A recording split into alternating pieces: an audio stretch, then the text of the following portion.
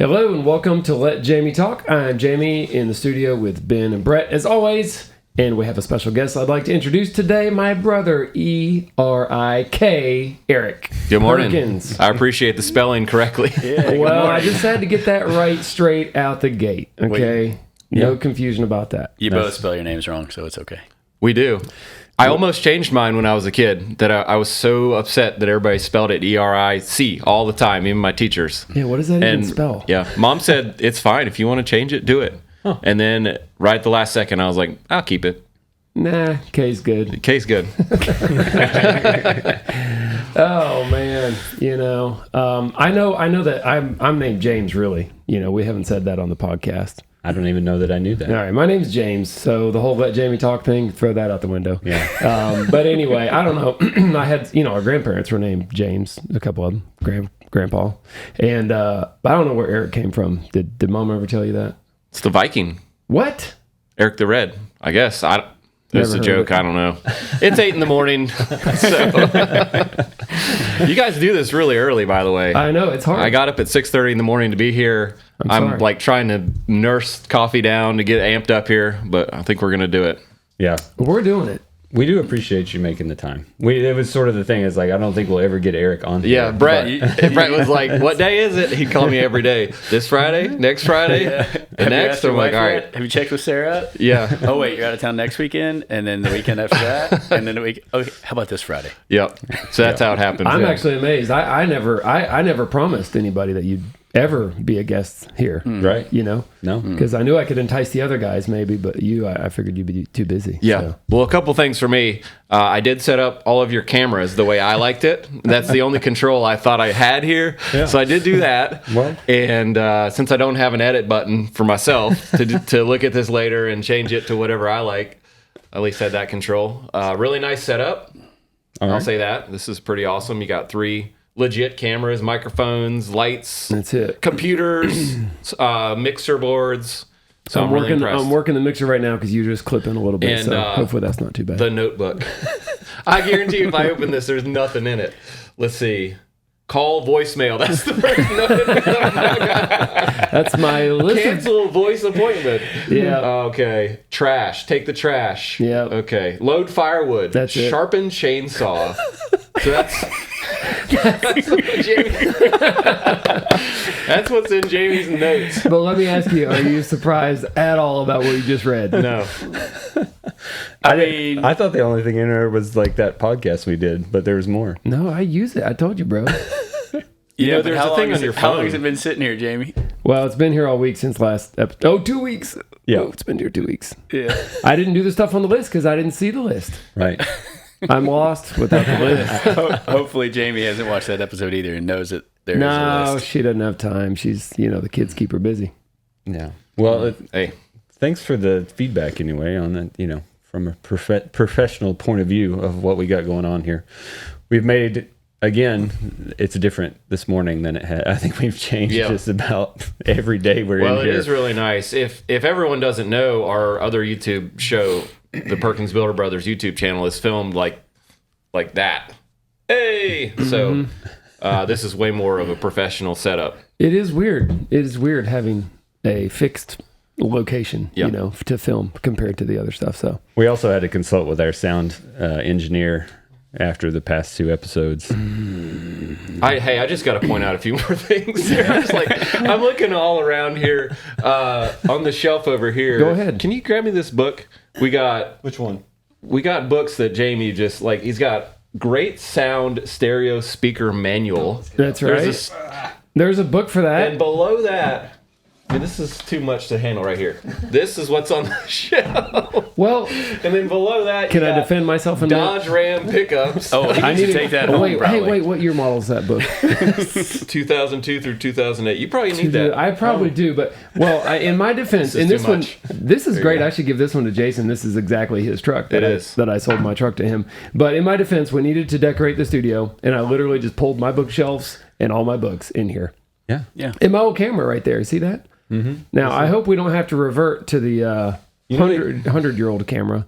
What is that It's a 35 millimeter. Yeah, what brand is it? They have that. Just all they have. Casio. They have new Nikons. That, I don't know. That's It's a watch.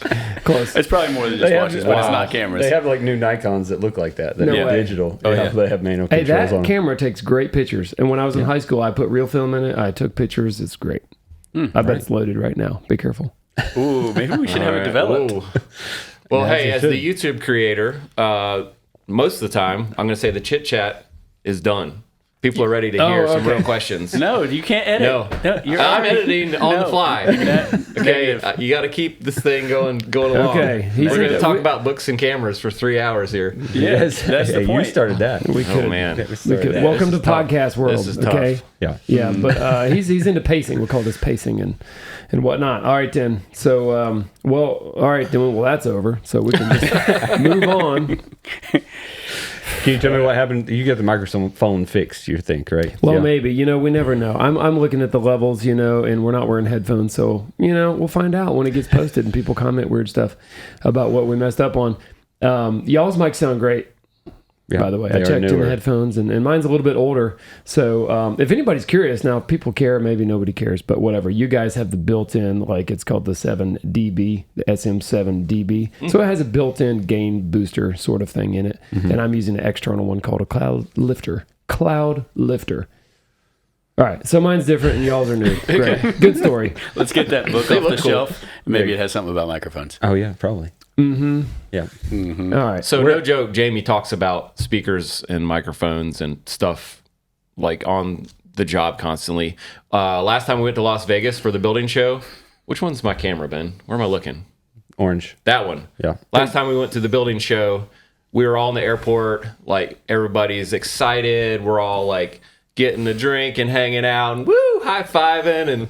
And I look over and Jamie is like in a 400-page book about the science of sound waves or something. Like you can't even you can't even flip the book open because it's so thick. And he's going to read the whole thing before he gets there. I tried. That's how serious. He's serious. I'm serious, folks. How many speakers do you have? I lost count. It's above 30 something. It's at least 3 separate sets. And by sets, I mean like stage sets. Well, like don't their get me entirety. thinking about it now. Yeah, don't. Yeah. We can't do that. But I will say I have a book somewhere, and it might be on these shelves because all my books, not all of them, but Erik actually took some classes in college that had a book written by one of his professors called yeah. The Science of Music and Sound. And I read True it. story. Maybe not That all was of a it. cool class. Yeah. I mean, that's cool if you wrote a book and then you're the teacher and they're like, read my book. I'm surprised I bought it. I actually didn't buy any of the books my senior year. Yeah. So I realized that I didn't even have to read them if I went to class, and they cost like $700 Wow. a semester, and I paid for them myself. That is a lot. So I That's a lot. literally just didn't buy any books my senior year. College. That's one way to do it. Still graduated. That's his first business move right there. I gotta save some money. What'd you do I with will the money? say, now this is maybe a little shady, but one time I did realize I was going to need the book after a couple weeks, but it was like a $300 or $400 math book. And I worked at the library in my college, and so I had access to a copy machine. Now, I hope this doesn't get me in trouble or something, but I took the book, I bought the book, I took it, and I copied 400 pages front and back, put it in a 3-ring binder, and returned it How about that? on the All the free Yeah. paper and ink. Wow. You can, I see why people don't do it. It took an entire shift of me working, getting paid to work, and it was probably like $300 worth of copies. well, let's hope the university you'd have paid. doesn't try to hit you up for a donation. Yeah. So yeah. They don't use books anymore. You're good. Okay. No, they do, but Dirty secret number 1 right there. Yeah. There it is. The old librarian job. I just paid my kids' tuition, and they included books. You can't even like avoid it now. Huh. You just get a book charge, and then you get your books. Too many I kids don't know are if that's I everywhere. think it but- depends on where you go. Yeah, it may not be everywhere, but Yeah. too many kids are I making was at a copies. public school. So yeah, so is she. Public school. I didn't know. I don't know where she is. The trade-in value is what really got me. You buy the $300 book, and they're like, "Oh, you can sell it back." And then you go to sell it back. They're like, "Oh, we'll give you $12." I'm like, No. it's the same. It's not even been. Didn't You even know, read it. Yeah, I didn't even read it. It's not even used. In like new condition. Yeah. Just like my That's what running really shoes. burned me. Look at Eric Wow. trying to keep us on track and get He rid of is. the morning He's chit just chat gonna and move then us just right go along. right into books and Well, random stuff down rabbit holes. Jamie, where have you been? Well, I was on vacation for a week, so I don't know what's up or down right now since I've been gone, trying to play catch up at work. But I went to the beach in Florida in the Panhandle at Panama City. Panama City Beach. And we time it just right every year that we go to Florida. Right when the algae bloom comes to the shore, that's when we go. Man. It was like algae vomit water. No way. Yeah. So we were like, the kids they didn't want to get in there. Well, we did, but we ended up having to go to some different beaches and travel around to find water that wasn't contaminated. Oh, man. If you can call it that. So, but we had a great time. Went to this cool place called Cypress Springs. Okay. I think, or maybe one of many. And that was a really awesome, I would call it a hidden gem in the middle of nowhere. You kayak down this little tiny river and it's fresh water. And then you come out to this giant opening where there's like probably 100-foot diameter area of clear, perfectly blue, see-through water down to an underground spring that is like pumping out millions of gallons out of the ground. It was a big hangout spot. Lots of rope swings, rednecks with motorboats and boom boxes and barbecue grills and beer and other things. Oh, man. It sounds like a country song for lots sure. Of people. Oh, it was straight out of a Florida Georgia line country music video. They couldn't have staged it any better. So me and my family had fun. I'm trying to imagine you kayaking right now. Yeah, I know. And loving it. I know. There's one thing Jamie loves, it's kayaking. Oh, gee. I don't know. You can believe what you want. But I did have fun. And I would say the funnest thing was the underwater scooter thing, that this company that we got a guided tour because we didn't know where we were going. They had these underwater scooters. You hold on to it and pull the trigger. It's like a big fan underwater, like a propeller. And you just hold on to it and point it underwater anywhere you want to go. That does sound fun. My kids, they were just like glued to those things. Yeah, man. For 2 hours. Swimming with no effort. Sorry for the other people on that tour. They didn't get to use the thing because my kids took them the whole time. Smart. No gators. I didn't see any gators. No. I don't know. They stay I away. wasn't trying to find one. They stay away from the algae, too. He called me one time on the trip, and it was right when they were doing some swimming or something, and the kids were in the water, and then I hear Jamie go, "Whoa, what's that?" I'm like, what? I'm like, "Whoa, what?" And they're like, "Oh, false alarm, it's a dolphin." It's a dolphin. Yeah. He's like, well, "Is that a dolphin or a shark?" I'm like, "Wow, this is getting really awesome." Well, yeah, it mattered because my kids were in the water snorkeling in about like 3 foot deep water. And then this dolphin came flying, cutting through the water sideways, hanging a fin out the water upside down, No way. chasing a big fish. And then I saw it actually like eat the fish. Like the fish was sideways in its mouth sticking out. And this thing just like got it. And I saw it like chase it around. It was cool. I'd tell you about my vacation, but I didn't go on one this summer. No way. Thought So you did. it's fun hearing about yours. Yeah. No, we did have such a was great nice. time. I do have one plan for over the holidays, though, over Christmas. Okay. So- Beach? No. Skiing. Skiing. Gonna go to Telluride. Okay. Yeah. I if you don't know it, our aunt owns a condo in Telluride. I do know that now. Yeah. And she'll rent it to you I bet you would. for a slightly discounted rate. That's pretty nice. I just can't figure out why people go places that it's cold on purpose. Because there's snow. You can go really fast down the side of a mountain on skis. That's the reason. Yeah, I did that once. You did? Well, and that's, like Erik, I would say still it keeps up with the extreme sports pretty good. He does. Not as much as you do. But you both used to do. We both did. I think Yeah. I've been on the the slopes with both of you before, way back when. Yeah. But we grew up at Catalucci Ski Resort, which is close to here. It's like 850 vertical feet of drop. Since you know the specs, why don't you tell us about it?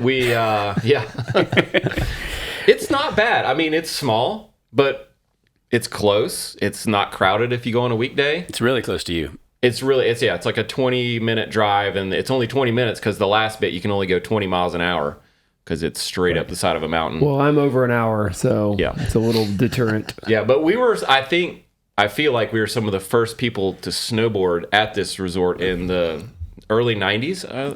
Early mid 90s. Yep. We had the snowboards that had the point on the front, square on the back.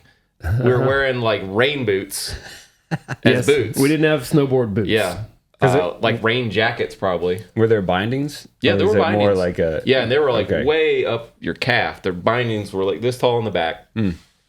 And we were hated up there. I ski now because I feel like as an older guy who's teaching my kids, you can move around on skis better. Then I realized skiing, you can go way faster and still be in control because you have two edges. Is that right? Yep. 2 instead of 1. And also traversing big mountains, skis won't wear you out.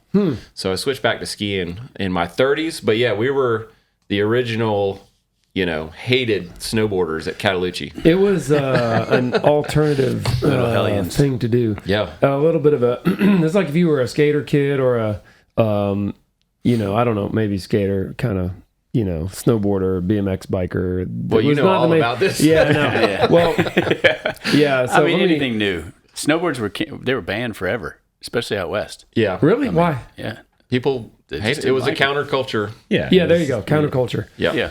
But there was no jumping signs. As soon as there were snowboarders, they put up signs, no jumping. Oh, wait, why are you going to ride a snowboard? Because you want to jump it. And then they put no jumping signs and threaten to pull your pass if they catch you jumping on your snowboard. Yeah, it was like... Don't let me catch you. Dude, it was cops and robbers up there with us and the ski patrol. Oh, the ski patrol were all over you. It was nasty. Well, I ended up quitting snowboarding, I would say by 20...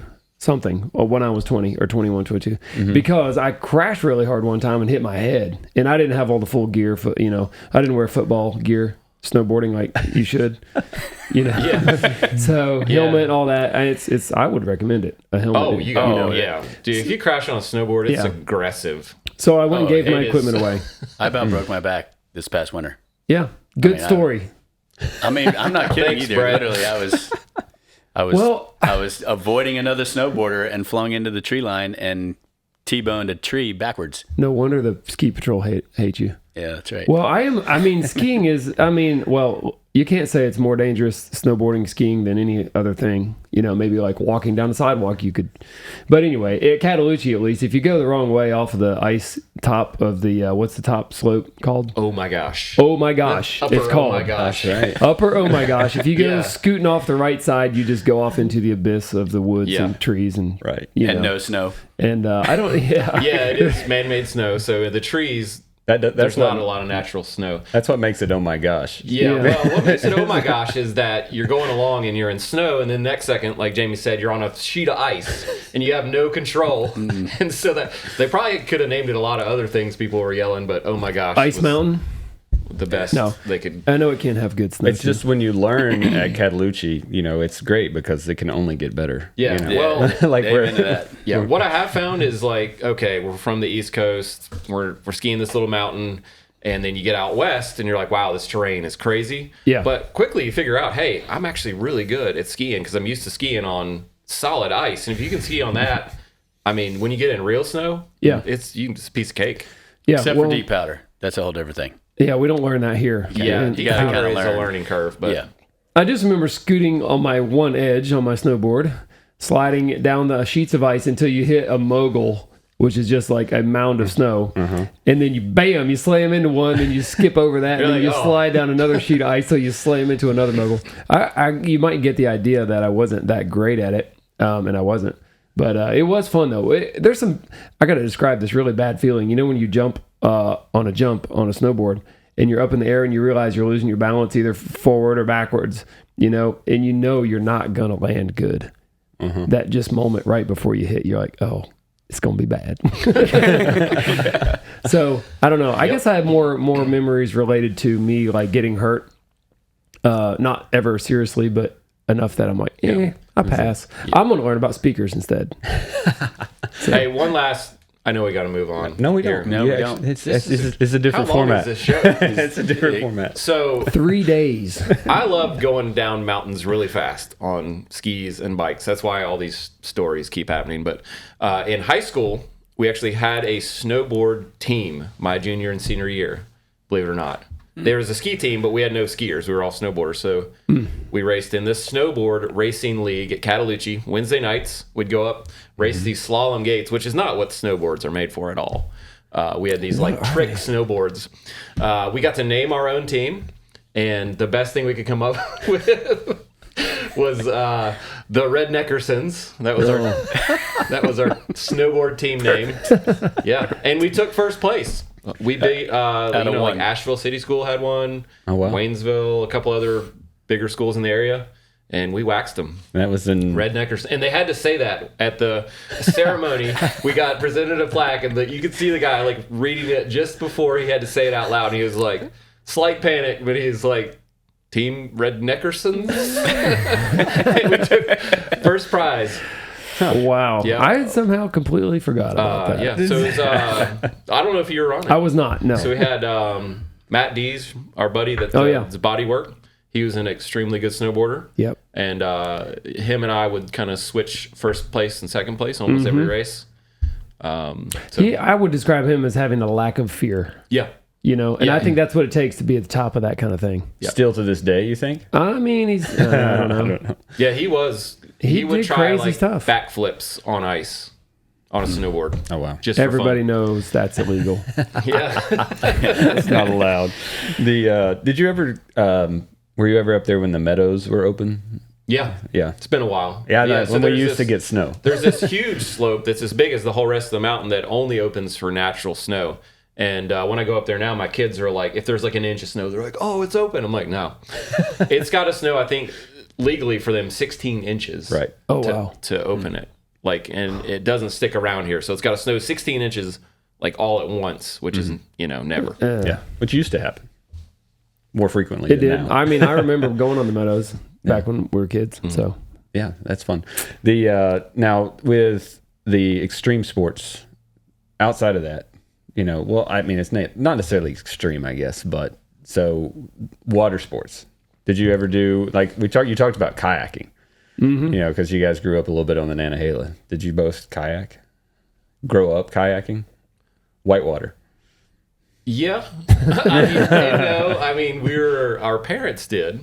Yeah. And we would go rafting sometimes. yeah, We had some kayak gear. we did go kayaking some with like Homer and Margaret King and Forrest and Fletcher. That water was just so cold. It I could never was. get into it. You know what I've found is that there's these sport things. There's deterrence for me is the word I like. That You have to leave I'm your like, house. Energy and effort. I'll tell you what broke it for me. Snowboarding. Why I quit that because I wrecked and got hit my head. Now for kayaking, we would go. So we went like on Snowbird River, the Nantahala, of course, like the Tuckasegee and the Little Tennessee are like little no rapids or anything really. But I don't know. I mean, people you flip over. Okay, let's say you flip over in a rapid and you're kayaking and you're dragging your head across the bottom of the river, hitting rocks and while you're holding your breath, trying to figure out how to get your paddle on the right side of your kayak to do a roll. And you can't breathe. Right. And then it's a little stressful. It's just a little, compared to, reading about speakers, it's a little stressful. So I decided maybe kayaking wasn't really for me long term. Okay. Yeah. Some people love it. Some people love it.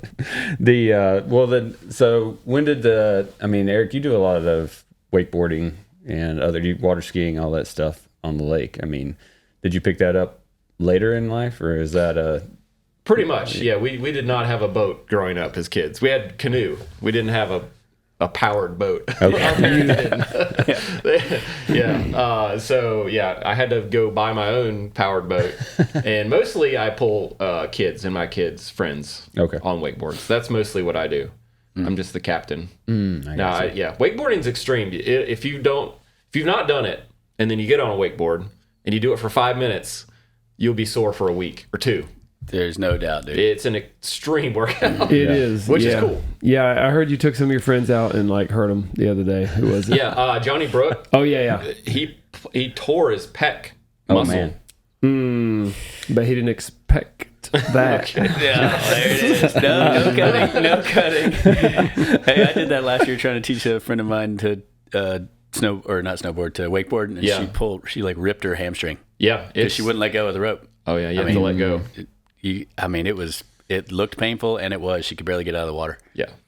I feel really lucky to live here for the mountain biking aspect. We have some really, really good mountain biking. One of my favorite trails is still closed because of Hurricane Helene damaged the bridge at the start of it, so that's a bummer.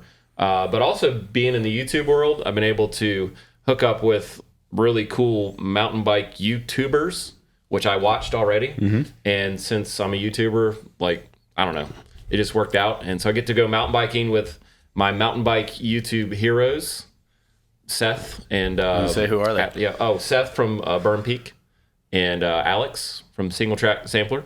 Great guys, super fun to mountain bike with.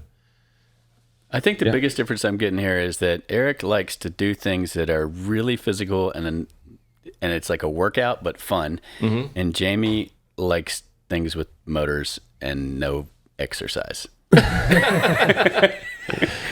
always been a homebody. Jaime, he would literally sit in our workshop. Our stepdad had this woodworking shop because he makes guitars. He would sit there with a piece of sandpaper and a wood and there you go. And I'd come back an hour later. It's not smooth enough yet. 3 hours later, he's like, "Hey, look, I sanded this piece of wood till it was gone." Here's all this. What are you? Yeah, it's I'm on 2,000 grit. yeah. I started Not a at lot 50. has changed. Yeah, Not a meanwhile, lot. I've scored 4,000 points on the basketball rim outside. Since you brought up mountain biking, one of the Patreon members had asked you specifically, Erik, have you ever ridden a belt drive single speed 29er mountain bike? No. A belt drive anything? Yeah. No, I haven't. Only chain drive. Okay. I wouldn't mind to try it. What about I'm not in here. Let me back up. Single speeds in the mountains. Like, I know people that are really into this. They get this super light the single speed, so it has no gears, no shifters, no cables, so it's light. Yeah, it's all about weight. It's all about weight. But the trails we ride are straight up. There's no way. I don't know. I'm all about batteries. I mean, e-biking is serious fun. It takes the fun level, like, and you still exercise. I'm not going to get on this train here, but No, you can get on it because I agree with you completely, Erik. yeah. But the single speed is tough in the mountains. Like, you just have to push it, I think, on a lot of the. So Well, Ed asked. He also asked about a fat bike. Have you ridden a fat tire never bike? have either. Yeah. Jono has one. Jono does. What does that even mean? He's got a. It's got fat tires. You run low air pressure, so it's kind of like your suspension, but they're light. Jono's got a Rocky You don't have Mountain. suspension. Okay. Yeah, there's all kinds of different biking you could get into. Yeah, I mean, you gotta have a lot of money. It's an expensive hobby. Yeah, I mean, I've got a lot of bikes, but It's funny though. You mentioned e-biking takes it up a whole nother level. I totally agree. Some people are like anti-e-bike, but to me, riding an e-bike up is actually fun. Oh, it's like super it changes. It changes the whole mountain for you, because even when you're riding up, you're doing up to 20 miles an hour, and it's terrain you've actually never even noticed because you're usually struggling to even can hit climb. jumps. Correct. Right. I was love against it. e-biking because I was such a purist. Like, I even road biked for fun, for exercise. And so, like, I've worked really hard to be in shape, like biking 40 miles, in the sun on a road bike In the mountains. In the mountains. So yeah, you see somebody on an e-bike completely, like, sort of out of shape looking, blow by you, and you're just kind of ticked You're off. cheating. But yeah, then I got one, and I'm like, oh, this is amazing. Hey, I can go 100 miles in the same time with less Forever. effort. Yeah. But still get the workout. You can. Yeah, You can work as hard as you want. Yeah, I'm pedaling as hard as I can the entire time on the e-bike too. I'm just going further, faster. Right. Now with mountain bikes, I mean that's probably your number one like fun hobby, right? You think, or is it snowboarding or it's skiing? Sorry. I mean, definitely in the summer, mountain biking. Some winter skiing. Have you been on like a trip specifically for mountain biking? Like to a destination, or is there a bucket list destination for that? No, because right now it's not as good of a family thing. Like, I have a 10-year-old, a 12-year-old. No, a 16-year-old can wax me on a mountain bike if he wanted, except for downhill. And my wife, she bikes. She cycles on a Peloton all the time, but she does not want to be on a cliffside, like going down a mountain. She doesn't want to break her collarbone. There's a chance of flying off the bike. So it's like the different levels start to show up really quick. Whereas skiing, skiing you can all kind of go together. Is the whole family skis then? Yeah. Or is on some sort of? Oh wow, awesome. Yep. That's fun. Yep. So. Gotcha. Well, I know Sarah's going to watch this. Hey, honey. Cheers. And I'm going to tell you what you've already told me while you're watching this later, is that, wow, Jason was way more deep than you are. You're talking about skiing. We haven't gotten there yet. Jason was like, he got deep and impressed everybody. No, he did. He did. Boy. Some people just aren't deep, Eric. Yeah. I mean, I hate to say that, but maybe not. Maybe we just got to start with the surface level stuff. Like, to sit around and just reflect on. I don't have much time. Yeah. So if you don't know, my wonderful wife, Sarah, we have 3 boys. And, of course, she works like a really tough job. I do the YouTube channel. All of our kids are in sports and other stuff. So, yeah, there's not a lot of spare time. Or none. No spare time. No spare time. None. Zero. Nope. Yeah. And Chase is driving now, right? Yeah.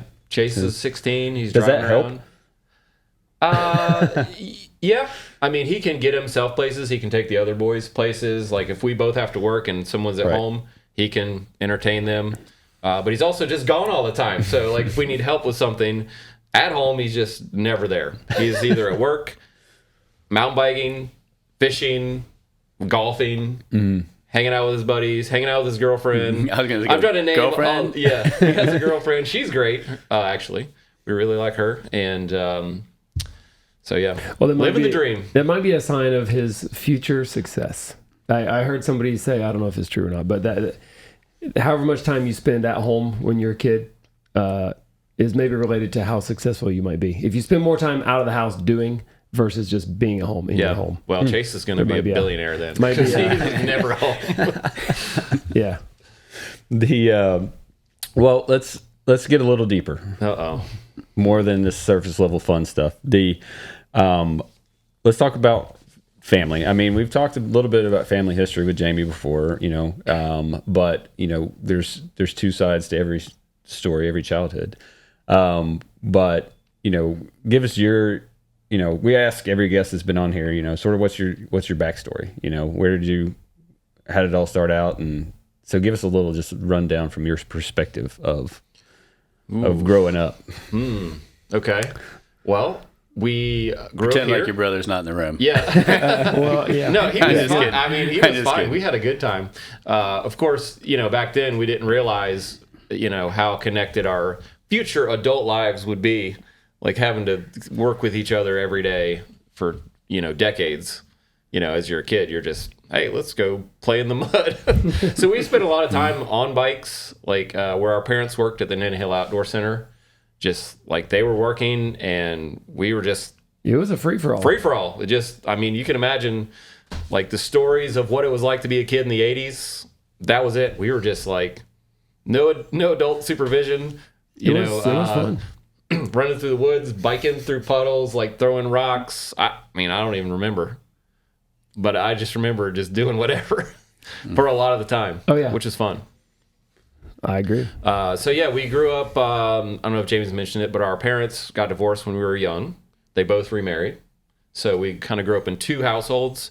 We split time. So we would stay 2 weeks, one house, 2 weeks the other, 2 weeks, two. And so that was tough. But, as an adult now, I'm like, well, that was probably the best option. I mean, what else are you going to do? Mm-hmm. So, but yeah, as a kid, I'm a little OCD with my just work my room or all. I can't just be like complete disaster all the time, except for the back of my car. For some reason, I don't care about that. I don't know. I can just let that go and I'm fine. But so it was hard for me living out of a suitcase because you're like, should I unpack? Because I'm just, as soon as I get this all put up, I'm gonna have to repack it go. So after a while, I ended up just saying I'm just gonna stay at one of the houses, and Jaime kept going doing the rotation, even though I bailed. Yeah. But actually, my mom was very proud of me for saying, "Hey, I don't want to do this." She's like, "Oh, what? Good for you. Great." How old were you when you made that decision? Or did you say that? Probably teenager. Okay. Yeah. So I remember the only thing I know I learned about myself later on because of this, and I didn't know why, but anytime we would go on a vacation, like me and my wife or whatever, I just always hated to pack. I don't want to bring anything. Yeah. She's like, you don't want to bring this and this? I'm like, nah, I don't care. Let's go. And she's like packing 3 bags for herself. That's maybe exaggeration because She packs 5. But anyway, so I'm like, I don't want to pack nothing. Like, I'm wearing clothes and we're just going for 2 days. I'm good. If I need something, I'll buy it. And then after a couple of times of going on trips, she's like, what is wrong with you? I'm like, I don't know. And then I realized, like, I packed my bags every 2 weeks, from the time I was, 6 or 7 until I was 18. Packed my bags every 2 weeks. So I got tired of doing that. I'm like, I don't want to pack. But my wife is so great, actually. She packs my bag for me. So I never know what's in there till I get where I'm going. That's a true story. We've gotten places and Jamie's like looking through. He's like, what? What is this? Even we go to Vegas for the build show Erik was talking about. I don't know what's in the bag. Yeah. Well, I'll find out when I get there. It's enough. It's not like you have to worry It's about always anything great. matching. It's either a blue top or a gray top and gray pants, or it's not a whole lot of options. I'm a simple dresser. I will say that I think that your parents, being divorced, I think when I met you all, and then discovered that, your parents are divorced, but they hang out really well, like around each other. Like, it's a small town, and, I think they wanted to do that for us too. Yeah. We even all went on some vacations all together, like camping trips and stuff. Yeah. Like all 6 of us. That was always like, I mean, they had separate campsites and stuff, but we were all at the same campground. I would say I think they did a great job of making the best of it for us and giving us the best experience growing up, given the situation. And I've never been upset about it or anything like that. I've been thankful to have the influence of all of my parents. All 4 of them. Mm-hmm. I think that we're actually have benefited in some ways that we wouldn't have given the influence that we had. Because of it. Yeah. Well, since we're talking about childhood a little bit, I'm going to cut over to some photos here. I would dug through Facebook to see. So we're looking. Oh, it's on there. It's on this screen. Yeah. So can you get some commentary from you all on what we're looking at here? Well, that's a big diaper. I'll tell you that much. Look at that thing. I know. I think that's me, and pretty sure that's Jono holding me as a baby. Oh, that's right. Yep. And it is. There's a raft, so I'm assuming that's down where my parents worked. His parents worked there too. And man, he's got highlights. Look at that hair. Yeah, really. He must have been rocking the what was that stuff? The lemon stuff you spray in your hair.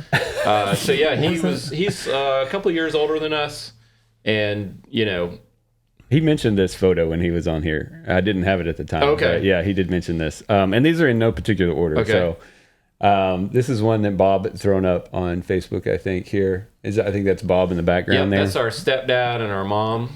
But Bob is our stepdad. He was into archery and all kinds of stuff like that. So that was their longbows. We had the recurve. And we used to actually go to these Robin Hood archery tournaments in Georgia. And Jamie and I think one year we got 4th and 5th place. I don't remember in the places, tournament, but I remember going. We found out later there was only 5 people in the tournament in our age. You guys were never competitive, were you? Not highly competitive toward each other. No. I just knew. No stepbrothers or sisters. No. Nope. Just us. Yeah. Just us. That's all you get. Yeah. All right, next one here. Sorry, that didn't work out. I moved the screen on you. That is not what I was going for. Toes. That's some toes right there. That's the screenshot did not come through. I think that's what we were going for. Okay. Yeah. Yeah. So that's also that's an early picture because Bob still has a beard. Yeah. He didn't have the beard much. Yeah. So that's stepdad and mom and us. I'd say probably 10 and 8. Yeah, I was gonna say I can't tell exactly. What dog is that over there? Oh, I don't know. I never seen that dog. Oh, that could. I don't know. There's no telling. Yeah, that might have been. It could have been Bob's mom's dog. Gotcha. Okay. All right. That's obviously you, Erik. Yeah. So what am I doing? Are you doing fire? No, you're hammering in a tent stake. I'm hammering in a tent stake. I've got a ridiculous mullet. With, I've got a sweater. Wow. Oh my gosh. We did go tent camping some. Yeah. And we went. I don't know. I don't know if that's on that trip. We did go out west camping when we were young. Yeah. So those were some cool trips. Yeah. We did, like, both sets of parents separately took us out west in a car. We drive all the way out, camp for a couple weeks, mountain bike, hang out, hike. Road trip. It's a long haul. You took that rooftop carrier that your mom had, right? That's right. Yeah. The Yakima rocket box. Yeah. we rode in a white 4Runner. 4-cylinder. Going up the Rocky Mountains and that thing loaded down. Dang. Yeah, it would barely do it. Wow. Yeah. So would they do the whole trip in just one fell swoop as far as driving, or would they you just camp along the way? Yeah, I mean, it'd be like 3 days straight. Okay. And I remember it being really a long way. So we'd like tic-tac-toe on a sheet of paper. Yeah, that's right. That was a game. The word game or the letter game on signs. Find an A, find a B, find a C. First one to Z wins. Do that like 25 times in a row, and then you're like, license plate game. There's still debate over whether I saw the Z from the word Zebulon on the side of a tractor trailer, because I think I won. Still, they still don't believe me. Wow. I tell my kids about that when we're driving like 2 hours with the kids, and they've been watching a movie like full HD the whole way, and then they're like, "Are we there yet? We're tired of driving." I'm like, "What?" Yeah. We have the same experience trying to keep the kids entertained. My kids, after about 2 minutes, Zoe, she's 5, so whatever, but she's like, "I'm bored." I'm like, "You're not bored. It takes 7 hours to get bored." But they just don't get it. It was a different time, no tech, no screens. That is very... Yeah, draw a picture. Think of something. We must have done one trip during part of the school year, because I remember having to do homework like crazy in the back seat of the 4Runner, to keep up with school, which, whatever, at least gave me something to do. I don't know. Those are good memories. I mean, we never traveled like that when I was a kid, that far anyway. That's a good distance. Yeah, we did stay in a hotel once, I remember, and it was because our van broke down in the desert. And we were like, I don't know if we were in Arizona or where we were, but we stayed in the closest hotel. And I remember going in, and the TV had cigarette burns in the screen. I was like, wow, this is crazy. And it was like 100 degrees, and the air conditioner barely worked. So we made a tent off the air conditioner that was in the wall, and enclosed it with a blanket, and slept under that. Of course you did. On the floor, because it was the only way you could sleep. I don't remember that part. I must have passed out. The blanket had cigarette burns. We were right next to where the van was getting worked on. The next building over. Oof. And there was a fuel pump. Because we were going 100.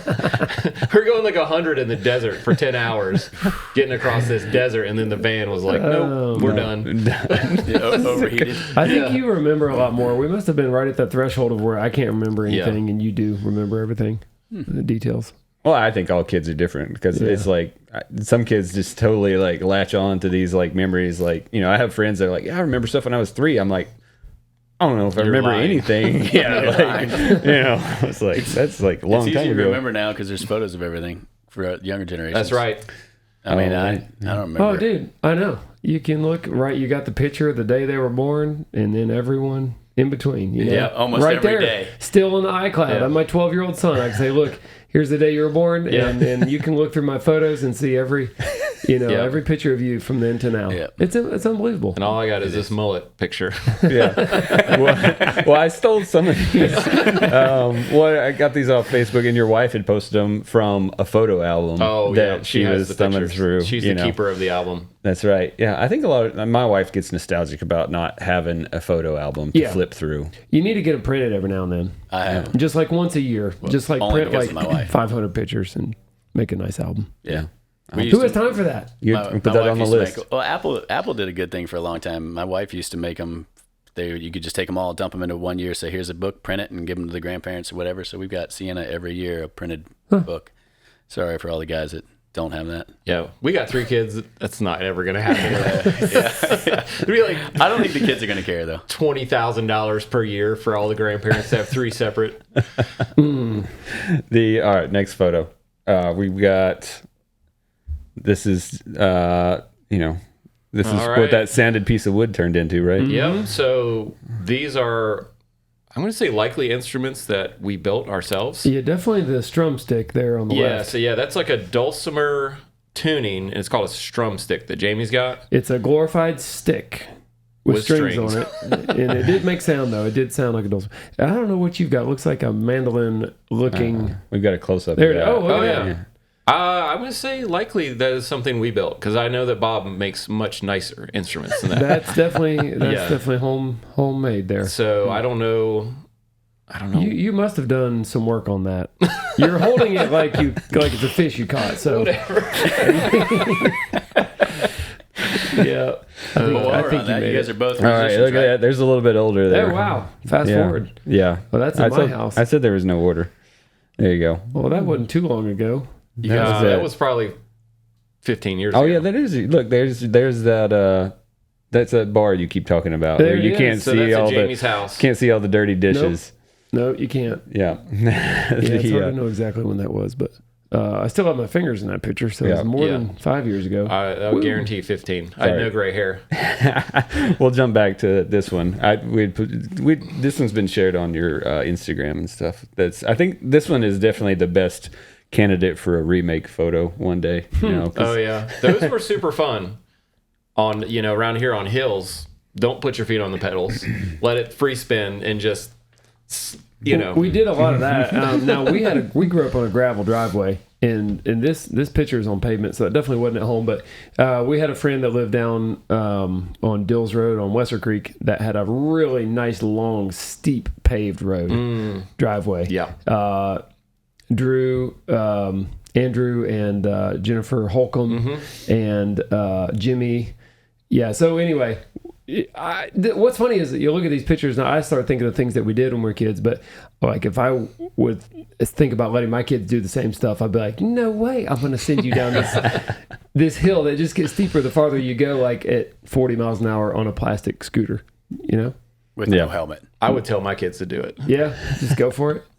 All right. Actually, Erik would be leading the way. Yeah. Watch this. This way, kids. Here we go.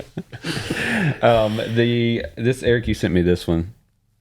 Yep. So this is our dad and our stepmom, Lori. So Randy or Rand. Yeah. Randolph is the actual name, which is my middle name, Randolph, and all of my 16-year-old kids' buddies, they all call me Randy. Mm-hmm. Hey, Randy.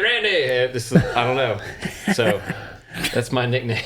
Look at those hats. But yeah, so these were probably like mongoose bike hats. I think that's had right. to guess. We used to go to some mountain bike races back before mountain biking was like big time, like mainstream like it is now. What car's in the background back there, Jamie? What is that? What is that red car back there? It looks like a old Mustang. I don't know, 80s. Look at that Coca-Cola water bottle. Yeah, you don't see a lot of those.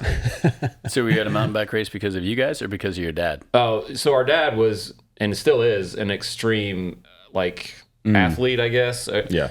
Not an extreme athlete. He's competitive. He's endurance. Endurance. There you go. Extreme endurance athlete. So that's accurate. Is always training for something. Sort of the sports would switch. It was like mountain biking for a while, then maybe like sea kayaking. Yep. Now it's stand-up paddleboarding, running. Yeah, and he was sponsored for a little bit. I don't know if he still is. He probably is. I don't know. But I know for stand-up, when we started BCO, when it got into paddleboards, I knew that he was sponsored by YOLO or something like that for a little bit of time. Yeah, as a sponsored rider, and he was in his 60s. Yeah, I think maybe 5 to 7 years ago, when he was like 70, he won the state championship in Florida. Like out of all ages, out of the Florida state paddleboard, stand-up paddleboard, whatever series. That was embarrassing for everybody under 70 years old. Well, these guys, if you looked at the guys that are the competition, these are like super muscular, fit guys. They're young guys out there on their paddle boards. But I think the endurance end of it, he just somehow has some superhuman endurance. Yeah, I mean, his nickname's the Alien. Yeah, he has been called the Alien. Back in the mountain biking days, especially, he was known for winning a lot of races, mountain biking, and he was sponsored by a bike manufacturer called Lightspeed Titanium. I don't know if they're still around now. It was a long time ago. Yep. And he was known for not drinking water because you got a water bottle holder on your bike, but he was all about weight saving on your the lightest bike that you can get. And he didn't have even a water bottle holder, but like everybody else racing, they'd take their water. and he would just ride the whole race, hours without drinking at all. Dang. He would also do that at work. Yeah. Building. Just, like, you want some water? You look thirsty. No, I'm good. I heard a story that he would ride like from here to Robbinsville, right? With no seat. Yeah. For a while, he took his seat off his bike just for extra punishment. It was because of Lance Armstrong and testicular or prostate cancer. Testicular. Thing. And then he was like, well, I'm going to get rid of my seat then if sitting on a bicycle seat for too long. He didn't make him ride less. He just took the seat off. Yeah. So if you actually Google your dad, Rand Perkins, right, and stand-up paddleboarding, here are the headlines, you guys. Okay. The first two, how Rand Perkins became a paddle legend. Wow. And Rand Perkins, 63 years old, and can still kick your butt by a lot. Those are the two headlines. Very true. That is true, man. He's crazy. He'll get chased by the cops up Deep Creek, too, on a mountain bike. Yeah. I mean, he doesn't live far from Deep Creek necessarily, so he's always like either ran or rode his bike. I don't know. I don't think he's ever driven a car to Deep Creek, probably. No. I don't know why he would. Yeah, but he used to run a lot, too. It did. His knees hurt and his hips or something now from running, so he can't run now. Yeah. But he's a machine for sure. But I would bet he's out on a stand-up paddleboard right now, if I had to guess. Yeah, 100%. So is that why you guys got into running? I don't know why we got into running in school. It's probably because we were too scrawny to play football. Well, yeah, we definitely weren't going to play football. But yeah, we were good at it. It was very much like mountain biking as far as the endurance aspect, which we already did. So yeah, I think Brett's trying to get me. He's like, yeah. We were state champions in cross country and track a lot of times in high school.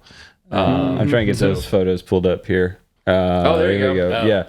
So look at that. I've got several of them here, but that's 1998. Check out this. And then it's like it's not going to be great for everybody that's looking, but I think Erik, you're right here. Yep. And then Jaime, it's not easy to miss Jaime there with that hair. Thank you. Is it the Justin Timberlake days? That was 98. Yeah. So that was my freshman year, 98. So we won the state championship cross country in North Carolina, 1A in 98 and 99. Yeah. Right. While Erik was there. So he graduated 2000, and we didn't win any more team. We didn't win after that. we didn't win after that. Well, so what can I say? Yeah, this is there's Jaime. There's Jaime there. You guys are always in the same spot in these photos. Look at that. Erik actually did win also the individual state championship cross country.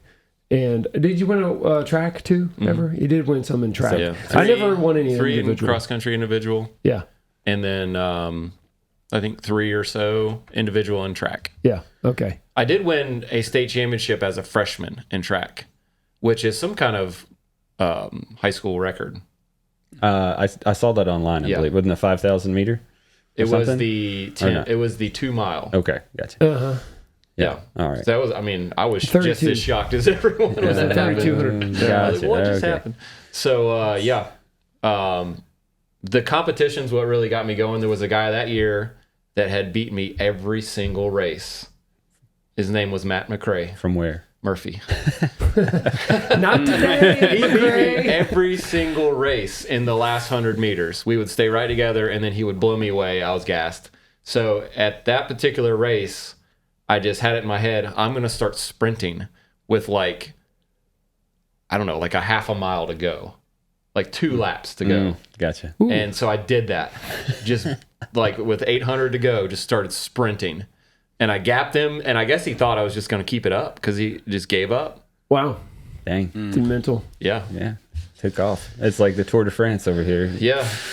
Getting that head. Mind games. Getting that gap built up there. So you let him win all year. Yeah. No, I tried to beat him every time. Yeah. That's the couple more here from the running days. There's another good one of Jaime's hair. There we go. Great. He gets let's see the age of these photos in the game. Look at Jaime in that one down here. Oh yeah. Oh yeah. Look at that. Yeah. I went a little overboard with the bleached hair. We would go to the I don't know, the store here in town and buy like hair bleach kits, and you're supposed to leave them on for like 30 minutes. We'd do it for like 2 hours, or I did. Anyway, my hair was pretty fried. Where are you at in that one? Let's see. That could have been after. I'm usually holding the trophy. Just look for the trophy. I can't tell if I couldn't see that one. You is usually in that one. Not but in that one. I don't think he is. Yeah.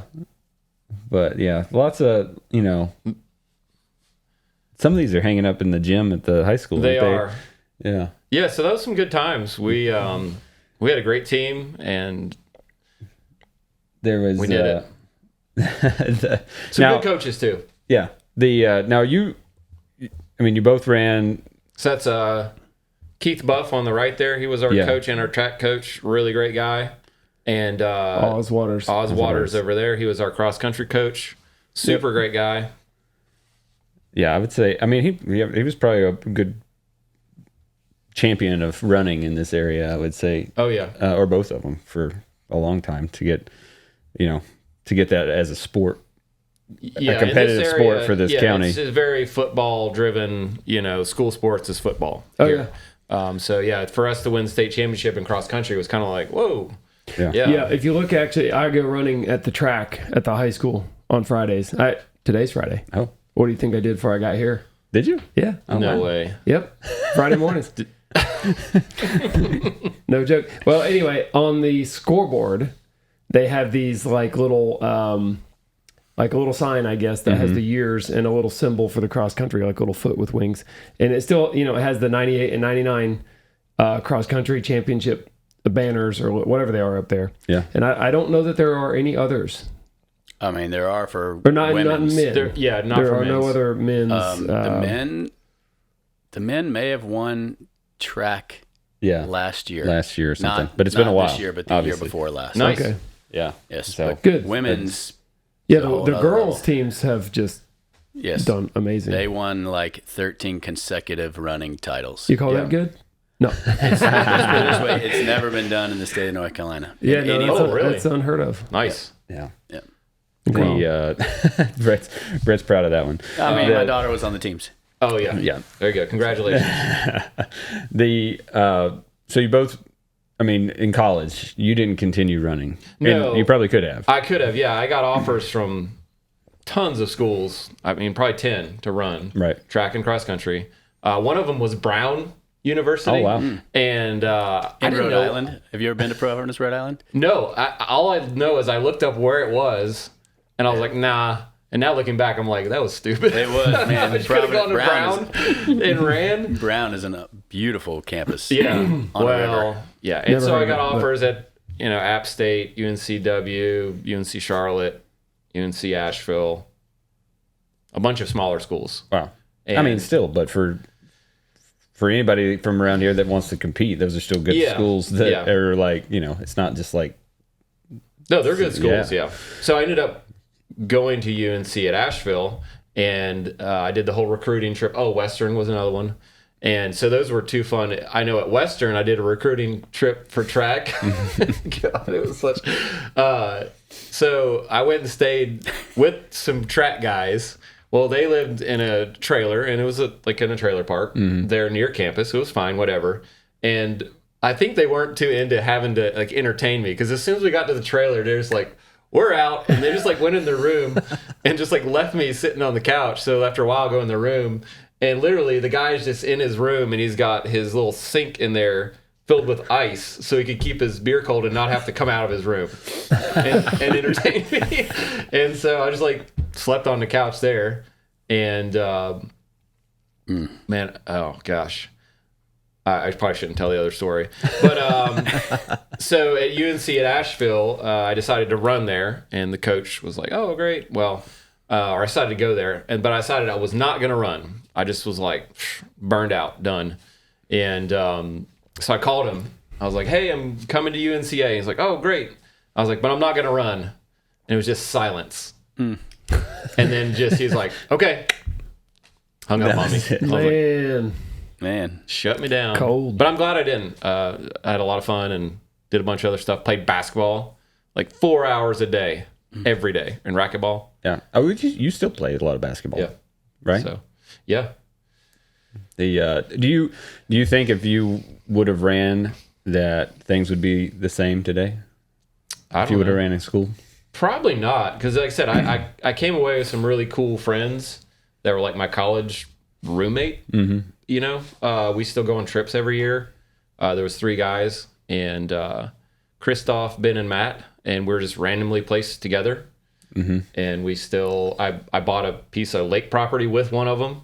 It's like we talk all the time. Well, yeah, so. You brought Christoph along and us as well Chris on the Vegas trip. Vegas trip, yeah. And he's nuts, man. He's a real character. He was. That was fun to hang out with him and get to know him. Yeah, it's like a walking comedy show. Oh, for sure. Yeah, so we should have him on as a guest. Yeah, we should. Yeah, he'd be way better than me as a guest. Seriously.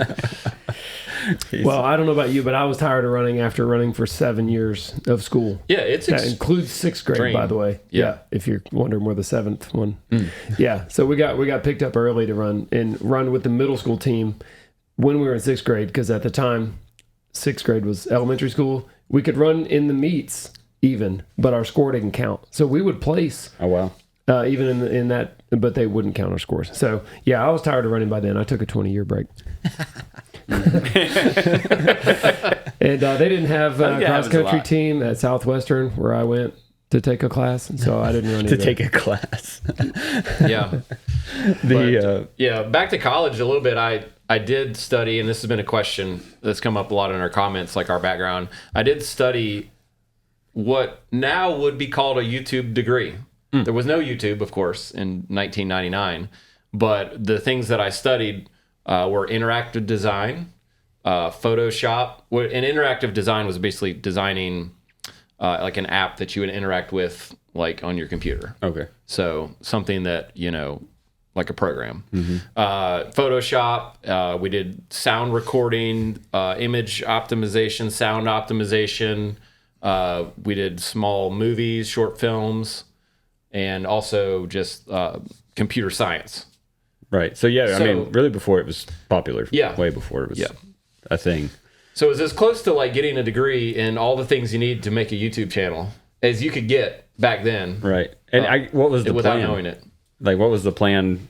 Like after I was going to do like web development or, something like that. But during the period I was in college, that job became kind of obsolete. Like now you could get on the website and get a canned website for $50. That was for, before that, you're going to pay thousands of dollars in the late 90s for someone to build you a website. And then by the time I'm out, 2004, 2005, it's almost free. That's it. Well, that's I mean, obviously, if you need like really, if you need to sell online or like really kind of deeper stuff, you still have to pay somebody. But most businesses just like, I want a website just so I can have one, and I can get one for $50. So that's what I'm doing. So, but when was the .com boom, Brett? End of the 90s. Yeah, right. Yeah. So you were in school during exactly. So it went from like, could be a really well-paying job, easy to get, to now, we don't need you that bad. And, for that reason, when I was in Asheville, I applied for a few jobs. And they're like, well, we'll give you $10 an hour. And I was like, well, that's not very much. I'm going to have to live with 7 roommates to afford to live here.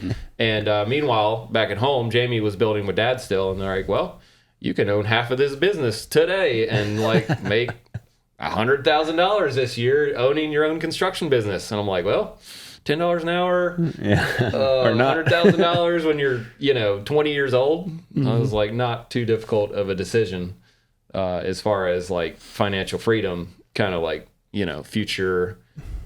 Yeah. But and at that point, you weren't thinking like anything. You weren't going to use your degree or like, it was just, I'm going to go build houses. It wasn't like I'm going to intertwine this into a YouTube channel. No thoughts of that. Yeah. No. It was, because what year did that start?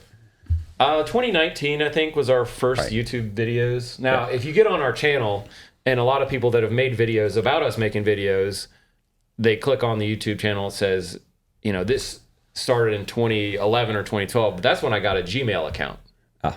So that's when the YouTube channel like started. If you have Gmail, back then I think it just signed you up. automatically or something. So 2019, we had just gotten a call in 2018 from like a Hollywood producer for Discovery Network, like randomly. We'd never made a video. We had a website, and this guy had seen our website and asked if we would be interested in our own reality TV show. Literally driving home from work one day, and it said Hollywood, California, and I was like, "What?" And he's like, "Yeah." That was before spam really ramped up, too. Yeah. So you would answer a call from out of area. Yeah, so that's like 2018. Yeah, so I was like, that sounds interesting at the least. So we did this Hollywood sizzle reel thing in these interviews with people from Discovery Network, and did not get the show. We did not get the show, folks. Yes. The best thing that ever happened.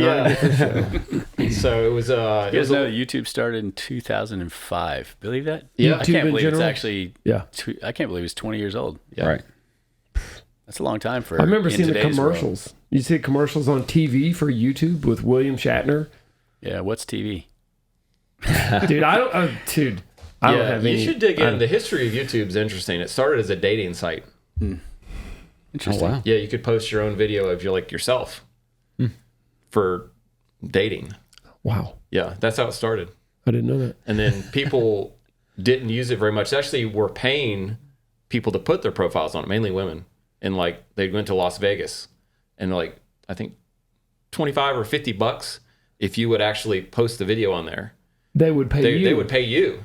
Because it just nobody was doing it. They wanted it to get rolling a little bit. And then people realized they could post their wedding videos on there so their friends could see it or family, and then something stupid happened, they put it on there. And then YouTube was born. So basically they shifted to this model of just let people post whatever. Wow. I didn't know that. I can't imagine a world without YouTube now. Yep. I mean, Yeah. we're You were scrolling through this channels you subscribed to the other day. Yeah. It's just like there's so many channels on there. you don't subscribe to 65 channels. Nah, there's more than that. There's a lot.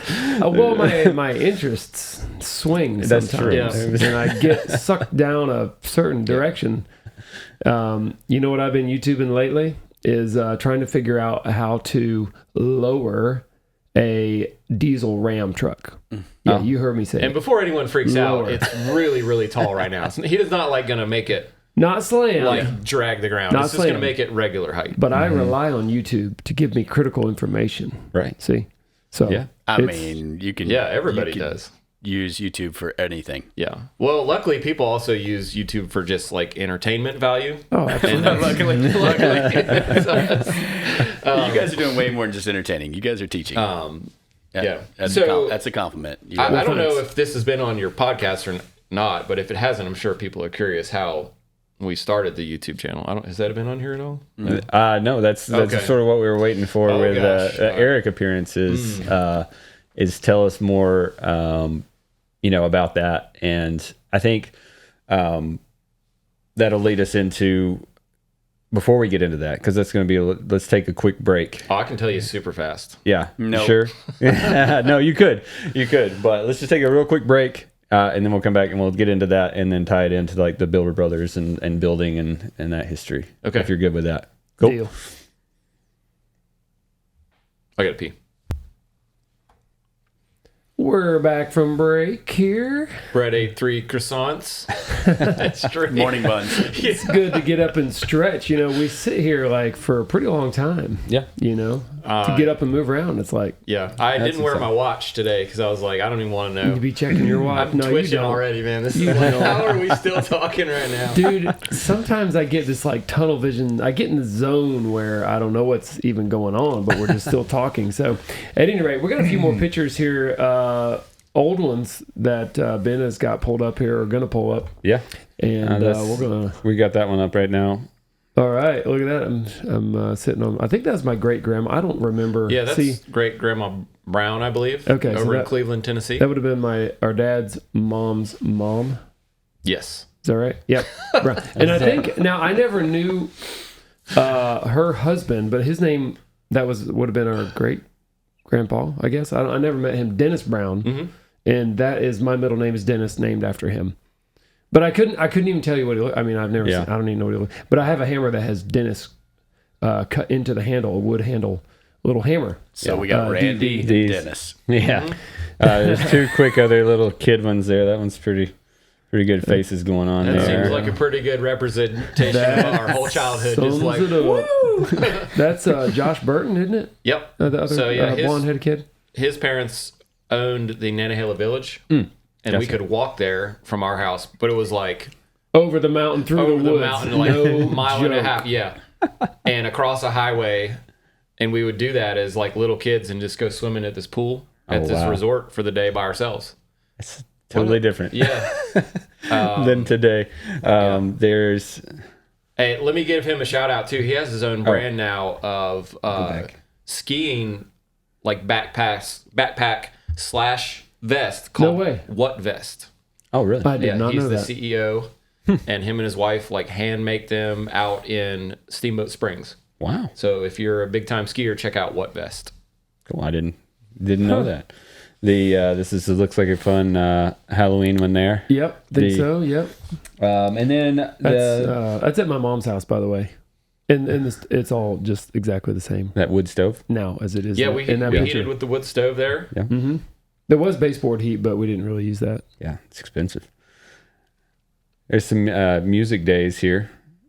Erik on the drums. Erik's kicking the old Gretsch jazz kit there. I think it is. Anyway. And Erik, you didn't. I mean, you can play several instruments. Yeah. As well. I mean, as far as I know, I still can. Last time we checked. Yeah. But yeah, I played. I think probably drums for the longest in bands. And this was at my old house in my basement. I had a music room. Which Your was house awesome. Here in Bryson City, yeah. The one. Yep. That was a while ago. Is that Mark on the bass? Yep, Mark Millsaps. Look at that. And so there's Matt Heisler. Matt Heisler. Wait, which house? The one off Galbraith or the first house? West Ridge. Yeah, West Ridge. So you've had two houses in Bryson. I've had two. Or Swain. I've owned two. Yeah. Built two. Sold two. Yep. Built two, sold two. All right. There's I don't know, just some older pictures of Erik there. Yeah. Look at the camera. It's a real camera. It's not even a phone. That's true. Look at the size of that sandwich. I mean, I know. I had to take the picture. That was back before taking a picture of yourself with your lunch was popular. Yeah. You know? Yeah, you notice, he's not holding his phone doing it, right? Now the average length of lunches has stretched because everybody's photographing everything. I know. There's the, seat time. Every dad's got this photo of his kid on a hike with a backpack carrier sort of thing. Chase. That was probably 15 years ago. Little Chase. He was a adventurer. Yeah. Still is. He still is. And there's wedding day. There it is. Yeah, you and Sarah. And you guys got married on the beach. We got married on the beach, like right next to the ocean. That was pretty cool. It was awesome. Yeah, that was. It was like actually a really fun day. Like a lot of people talk about their weddings, like, oh, I don't remember a thing, and it was stressful. I'm like, no, this was awesome. We stayed in a room like right behind the lights there. Mm-hmm. There's the hotel we stayed at. Okay. So we stayed right there, just walked right out. And then had the party right there where the lights are, and then Oh, and that was the Postcard Inn, right? Mm-hmm. In what Florida. What beach was it? What beach was that? It's not St. Pete. Okay. St. Pete Beach. I was gonna say Clearwater, but yeah. So it was a destination wedding, and that was a cool place. It was cool. Yeah. Yeah. I always get upset because none of the weddings I go to are destination weddings. You know? I was like, can somebody just have a small fun wedding somewhere? Not it having was. big things. It was a great time. So we always say we're going to do it again, like go back. And like, I don't know, we'd really have a wedding, but at least go stay there. Yeah. And, I don't know, do some sort of like ring exchange again, something romantic. But then the kids are like, boo, that sounds boring. The whole 3 kids thing changes your vacation plans. I got to think of something good. I mean, I'm coming up on 20 years anniversary here next year. I'm already thinking hard. Like, all right. Next photo. I mean, there's both couples there. There we go. The Perkins clan. Erik and Sarah and me and my wife, Jamie, her name is. Yeah. Jamie and Jamie. And you can probably go ahead and clear up the fact, people want your wives to come on here and talk. I have tried to warm her up to, or at least kind of feel it out. Okay. The idea that it's kind of like telling my dad, hey, you should be on the podcast. He's like, no, I don't know. I wouldn't know what to say. I tell my wife, hey, people would actually be interested to hear your perspective. Yeah. I think Sarah's probably a hard no on coming on here. But anyway, this is probably like the worst thing she could imagine is have to I wouldn't sit count in front of a camera for a long time. Yeah, that's what I was saying. Wife. Yeah. Maybe Jamie would be more open if we gave her like the Q&A ahead of time. Maybe if you gave her like $1,000 gift card to BCO, she'd be open to it. No problem. You got it. It's like not every has a standing gift card anyway. Whenever you call me and say, "Hey, do you have this? My wife needs this." I know. She gets it. We were so I got a text or something that my points. I guess you guys have a point system at BCO. We do. Where you get free stuff after you buy stuff. Anyway, apparently my 87 points, which I don't know what the value. That's $8 off. It's about to expire. Yeah. So I was like, dang, I better go down there and buy something. And then I remembered, oh, wait, everything I get there is free anyway. Those points are probably from your wife coming in. Probably. Yeah. Man. No, it's from when you buy Perkins Builder Brothers merchandise. Oh, I know. When I meet people in town that want a shirt and I go and buy them a shirt. Yeah. Okay. That was funny. The first time when we first put the merchandise in the shop and those people walked in, you remember that? We were like, literally just put the merchandise in and you're like, oh, you got to buy them a shirt. Yeah. Like physically actually buy them a shirt. Yeah, the first time we saw our Perkins Builder Brothers stuff in the store, someone walked in and wanted it. And Jamie, instead of selling it and making our first dollar, he bought these people all the stuff with our credit card, our business card. I felt bad. Yeah. I felt bad. Like, this is not how you run a business here. Yeah. That's how Jamie runs a business. Yeah. There you go. He would go mow their yard if he could get to it. Yeah. Well, that's therapy though, so that's okay. But yeah, it's been weird. Definitely going from just two guys on a mountain building a house, to like walking through town and people want their picture and stuff like that. You gotta excuse me. I gotta take a picture of the screen here. One picture. That's a good picture. That's a good picture. That is a good picture. There you go. Send that to me. Yeah, you'd be. So that was. I mean, that might have been before Sarah and I were even married. I can't tell. Might have been. I think it was earlier than in your Facebook feed. This was before the wedding photos. Yeah. So I think you're right. Yeah. So anyway, we've been married. I don't want to get it wrong. I think like 14 years now. And was it 2009? Am I right? Was that what that? I think it was 2011. 11. Okay. Think. What month? October. I do know that. Okay, so you're almost there. Yeah, I'll say that I feel very lucky to have met Sarah and that she was willing to go out with me. I was married previously and had a 1-year-old, Chase, and was looking to date. And I remember my friends got me on, it was new at the time, the online dating. What was it called? Well, there was a website. It wasn't Farmers Only. No, it was Farmers Only. Framers Only. It was YouTube back in the day. Framers Only. That's going to be the new one. Yeah. Oh, man. Yeah. Anyway, I remember I got to trademark that real quick. Read her profile, and I was like, wow, I could go out with her. And so I sent her this email, and I said, hey, I'm divorced. I got a 1-year-old. You want to go out? No BS there. Just straight up with it. So she was like, yeah, if you're not crazy. I was like, I can't say for sure, but I don't think I'm crazy. Yeah, and Sarah's from. She's from all over Colorado originally, okay. Denver area, and then she was in Florida for a while, and then Hendersonville was the high school years. So. Okay, gotcha. I remember meeting her too. We went out to eat at Moe's, I think, or something. Moe's. Welcome to Moe's. Yeah, it was Moe's. Yeah, I think so in Nashville. Anyway, I liked her because I was, Uncle Jamie. Right. I had to kind of approve of her, make sure things were going to be cool for my brother and for my nephew. Your brother Jamie and Uncle Jamie. I liked her a whole lot. I think Chase was the real sell for Sarah, though. He was quite the cute guy. As Turned a 1-year-old. up the charm. Yeah, he charmed it up. Man, he was the charmer. I just had to just be there. Didn't even have to tell him what to do. He just knew. Yeah. And Sarah had the golden retriever in her profile picture, and still to this day we have golden retriever. Sleeps like on the bed in my spot, pretty much.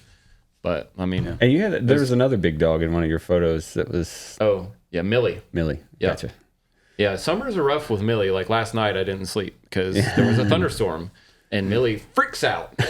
Yeah, and there's nothing you can do. I mean, we have medication and stuff, but by the time, she's already panic mode, it's too late. It doesn't matter. So anyway, Sarah's family's all kind of moved up to the mountains too, right? So yeah, that's good. Like, her parents moved up to Waynesville where we live and help out with the kids. And it's the American dream. Yeah. I mean, Ben's the same way. Yeah. Ben's in-laws are right next door. We're having dinner with them tonight. They're coming over for subs. Oh, with the exception of Jason living with his in-laws, you have almost like the closest, I would say, a good setup right here. I mean, literally next door neighbors. Yeah, it's more of a compound situation. There you go. So we just need to put a big fence up and a gate. Yeah, it works out well. I need to put a big fence up and a gate. Yeah. Where does the fence go? Is it around the outside or like in the middle? I won't be specific. Still to be determined. No, they're great. The parents having the in-laws around. Oh, yeah. Karen, Sarah's mom, Karen, she'll come over all the time and she'll have just like donuts. She'll just like show up at the door. We don't know she's coming. Not a clue, and then all of a sudden she's got donuts from the orchard, or like I remember. That's nice. From the apple orchard. Yeah, from the Barber's orchard. I love those donuts. Yeah, I remember building on your office thing under your deck that we built. That every day she would show up with like bags full of sandwiches. Yep, and I was like getting used to it. By the time we're done, I was pretty happy. Where's lunch? That's so you and Sarah got married, had 2 more children. Yep. And Nolan and Grayson. Right. Yep. And they're, growing up fast. They are. Yeah. Nolan has been gone all summer. He's in middle school. So he's been on the Wilderness Trail, which is like a week-long hike for teenagers on the Appalachian Trail. Mm-hmm. Now he's at a mission trip with our church in Tennessee. And then he's going to like the water park with his buddies the next week. So, I mean, it's like, and he went to a summer camp the week before that. So, he's gone from like this little kid, and he's actually as tall as me, and he's 12. It's crazy. Okay. Wow. That's not that tall, Eric. Well, it's not that tall. But for a 12-year-old, he looks like a giant, which is awesome because he loves basketball. So it's a good thing. It's a great thing for the sport that he enjoys, that he is like extra tall. Yeah. Chase is tall too. Chase is also taller than me. And is, he's really athletic too. Yeah. And very competitive. He's fun to watch on the soccer field. Every time you see him and another guy like going towards each other on the soccer field, you're like, uh-oh. It's like people from the opposite stands are yelling and booing. I'm like, that's my boy. Oh boy. Well, I got another question here from Patreon. One of the members, Dylan, asked, how do you have time between the job site, video editing, ad creation, and more that comes with your work? You seem to be able to maintain a strong focus on your wife and children, and then do you enjoy your current pace of life? Yeah. So it's very difficult. I'll say that. There's a reason not a lot of people are posting 2 30-minute long YouTube videos per week for like an extended period of time, because it takes so much effort to make it happen. But I try to like fit in the editing and all the other stuff just like in 30-minute or hour spurts, like here or there. So I'm there with the family. If something's dinner time, put it down. We're going to do something, put it down. Bedtime, put it down. And then I'll get up a lot of days at like 5 when my wife gets up for work, and she'll like get ready real quick and leave. I'll work till like 7:30 on the computer and then go to work. And then at night, if like everybody falls asleep and I'm still awake, I'll just like crush out 3 or 4 hours of editing.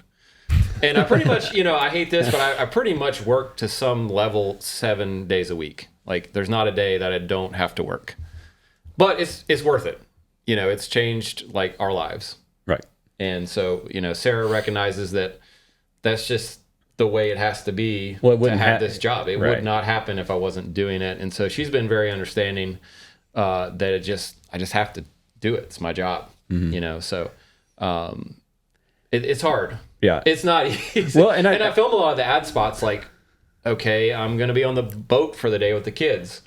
I've got these talking points, and I'll just say, all right, every hour I'm going to record one line of this ad spot. And so like once an hour for 1 minute, I'll turn on my phone and just record one bit of it. And then after 8 hours, it's all recorded, and it didn't really eat up my day. Right. Yeah, just do it bits and pieces. Yeah, I've had to figure out how to just like intermix work with fun. It's nice that you're your own editor because you can do that. Yeah. You know, you're like, oh, I know what I did. I know what I did. And so putting it back together is got to be easier. And I'll add to that we film ourselves. I mainly do the filming. Mm-hmm. And I film it very intentionally, like tight, I would call it. Like I don't film a lot of extra. Like I don't overfilm. I don't leave cameras running, because if you like have 10 minutes of like just film, just of a camera sitting there, and you only needed 30 seconds of it, you got to watch the whole 10 minutes in the edit phase to figure out what was it. Mm-hmm. So I very much turn the camera on, do something, turn it off, like as quick as possible. So that it's faster. You get the best, shortest amount of good footage, and go ahead and delete all the footage that you know is junk before you ever have to go review it and watch it and find out if it's junk. Yep, I do that as well. I also keep it really simple. I use entire Apple setup. So I have 3 iPhones, and then I have a GoPro and a DJI, but I import all those into my photo stream on my iPhone, and also have a Mac, and so it like automatically comes in the cloud to there. Mm-hmm. So I don't have to actually do anything to get the photos from the devices to the editor. They all go to the cloud, and it's all raining videos. It's just pouring, storming videos. There's a lot of them. Yeah, I have hundreds of thousands of video clips on my cloud. Right. I have like a 20 terabyte cloud. I was about to say, do you ever have to go through and purge that, or you just keep going? I just keep buying more. They won't let you buy more until you fill up a 2 gig. They'll let you buy a 4 gig. You fill up 4, they'll let you buy a 16. You fill up a 16. That was a major stressor at first. I was like, what do I do when I run out of space? You can't buy more. Well, they don't offer it until you change your phone number. Fill it up. They don't. So I don't know what the limit is, but I'm going to find out. They don't want you banking free space. Yeah. So, in the cloud. That's basically it. At one point, I did go buy like microphones and a big, nice, huge camera and all this stuff, and I used it for 1 week. And after 1 week, I was like, this is stupid. Yep. I can't, the efficiency of it is stupid. Yeah. Like, it's a lot more for work. For you guys. For us. Yeah. It's a, what do you call it? Diminishing return. Mm-hmm. Like, our videos are a little better, but you can't make as many. You have I've seen you use a wireless camera on the shirt some, like with an indoor video or something like that. Inside it's echoey. And so, having a separate mic is good. But outside, man, I just use the iPhone, and if it's Brett way over there, I just chop the clip where he's talking and just pump up the gain like plus 7 dB or 10 dB. It sounds like he's right there. Something y'all don't know how much Erik can do this very fast, but how much he actually does to edit the volume of the sound and all that. Like when there's a saw running, it doesn't crush your eardrums because he'll bring the levels down and make it all appropriate sounding. And then he'll also listen to it back on a couple different playback devices like headphones or your speakers in your truck vehicle, or to make sure that it's going to play back really well on a lot of multiple types of devices. And unfortunately, our videos are jammed full of saws and impact, nail guns. Nail guns. Jason. So I do manually compress, all the loud stuff, drop the volume, And it can be significant. I mean, what percentage of volume, if it comes in at 100%, if there's a big saw cut close-up shot, what percent do you drop the volume to on the numbers? What percent? Yeah. I mean, I usually drop like 7 dB. Okay. Yeah. Yeah, that's and then it sounds like a saw, but not screeching. So an increase of 10 dB is roughly a perceived doubling of sound. Yeah. So almost that. Yes. Yep. So it makes it half as loud. Yeah. Perfect. Another thing that I've at one point was like, I'm going to stop using music in my videos because I saw a lot of these other construction guys, no music, and I'm like, man, that would be so much faster, right? Yeah. Oh my gosh, it takes so much time.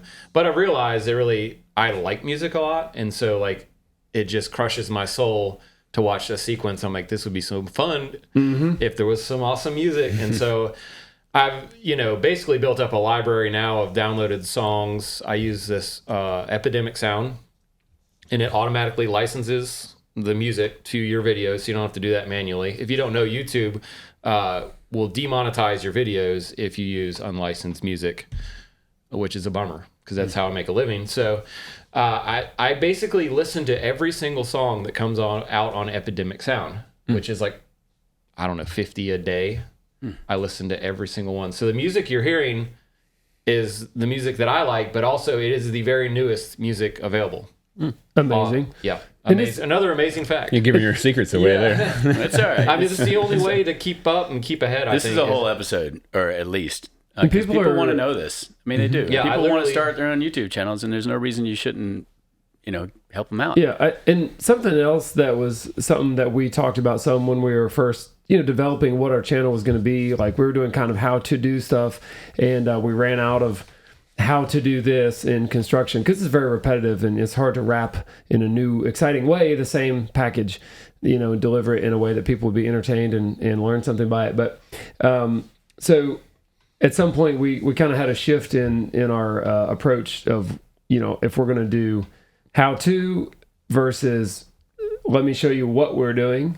Like this is what we're doing versus how to do something. Yeah. We still include how to do what we're doing, but Erik had this idea that we would do an entire house in one series. Yeah. Well, let me back up. Yeah, it wasn't even my idea, actually. It's a friend of mine in Kansas City, Matt, and he's like a super smart entrepreneur, founder of the Startup Hustle podcast, and what's his company called? I don't know. DeCourcy. Matt DeCourcy, is his name. Anyway, super smart business guy, nice guy. Something Hustle, is it the startup? Well, that was his podcast. Oh. I'm trying to think of his actual business. Oh. I mean, he had hundreds of employees. He's sold it now. They're looking it up. This is so I thought it was called the Startup. Working. They're both doing it. Matt DeCourcy, you said Kansas City? Yeah. Yeah. There we go. We're going to look him up. Here we go. Yeah. Entrepreneur, parent. I don't even know what channel, what is there this? There he is. Look at that. Full Scale Media. That was his company. That was his big I'll share company. that. Oh yeah. Give me a second. I'll share. The Hustle. The Hustle? That was the name of the podcast, though. Okay. Yeah. He's going to share this here, Matt. Anyway. There we go. Matt was a friend of a friend. We started talking on the phone because he was interested in doing a YouTube channel. And so anyway, after we talked a few times, he's like, hey, I'm going to give you some advice here. Take it or leave it, whatever. He's like, you guys are doing good. But what you do in real life is you build houses start to finish. He's like, you need to do a start to finish building a house on YouTube. I was like, you're crazy. You don't know what you just... Yeah, that sounds stupid. Because it would be so much work and so much lost time when you could be working and getting something done. Instead, you're figuring out how to film it and then figuring out how to edit all of that late at night, is what I do now. So we did it, though, because COVID hit. We had one small job. All the other jobs were delayed. So I'm like, we actually have time here. It was a smaller project. So the first day we rolled up the job, I'm like, wow, if I'm going to do this, I got to do it now. I got to start. So we were probing around looking for an old septic field with Chris Dietz, our guy that does our septic. Yeah. And I just started kind of filming what was happening. And so I made it through one day of that. And then a week of that. I'm like, well, we're still going. Couple weeks, we got the framing done. And, basically I kept going. And it was unbelievable. People were instead of getting 50 views on a video, we're getting 1,000 and then 5,000, 50,000, 100,000. I was like, oh crap. It was what? And that was the Modern Mountain Getaway house, right? Yeah. So we went from 27 views per video to I don't know, 250,000 in a span of 6 months. And I think it was partly due to people just being stuck at home. Yeah. We were able to work. Mm-hmm. They were able to watch us be outside and be together and have a community. So I don't even know if the videos were even that good, but it was a bunch of guys out there having a good time working.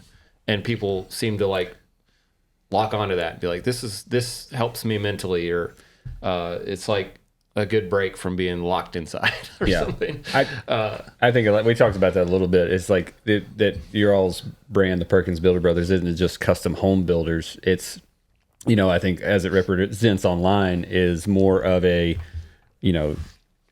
it's an authentic brand of, you know, just blue collar guys that go to work, we do our job, we get along together, you know, and it's relatable for a lot of people, or people want it to be relatable because they're like, man, they can put themselves like on the job site with you, and it's like they can just relax and they feel like they're part of the crew. Yeah. Well, and the other part of that was, you know, at first we were like, oh, we'd seen Matt Reisinger.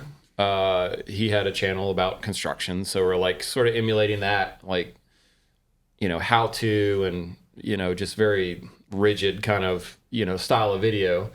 And, you know, it was very freeing to actually say that we didn't know what we were doing or how we were figuring it out, I guess is what I want to say. We're figuring out what to do.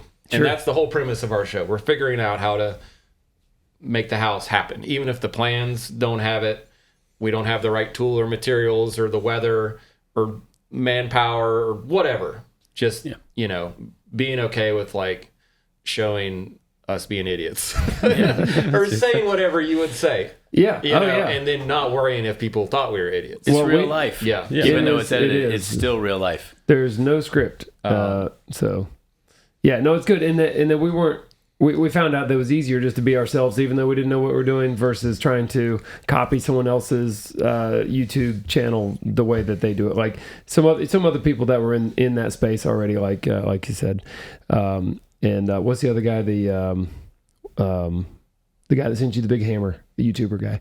Oh, Essential Craftsman. Yeah, Essential Craftsman. You know, he has his own style, his own vibe. You know, and we're like, we don't want to be like somebody else on purpose. We just, you know. Yeah, I like having fun at work. If I couldn't do that, I don't think I'd want to work. Well, nobody wants to work. I mean, I don't want to. I mean, come on. No. But it's the same with editing videos. I'm like, if everything I've recorded is kind of just like, you know, boring. It's like not the fun stuff mixed in. I can't even edit the video. No, it's got to be some fun. Oh my gosh, this is terrible. So, and you've started to pare down some. I think. I mean, you talked about this a couple months ago. Is like where you're trying to move into where it's not 2 every single week. I am, and some of our viewers may have noticed I'm skipping some Thursday videos, and that's just so that I can have some free time. It's got to make it sustainable. 0 free time. Sustainable. Yeah. I'll do it for longer. And the house, you know, the stage of the project that you're working on had a lot of stuff going on that wasn't you guys. Yes. So and we sort of stopped. There's no material. If there's no material, there's no material.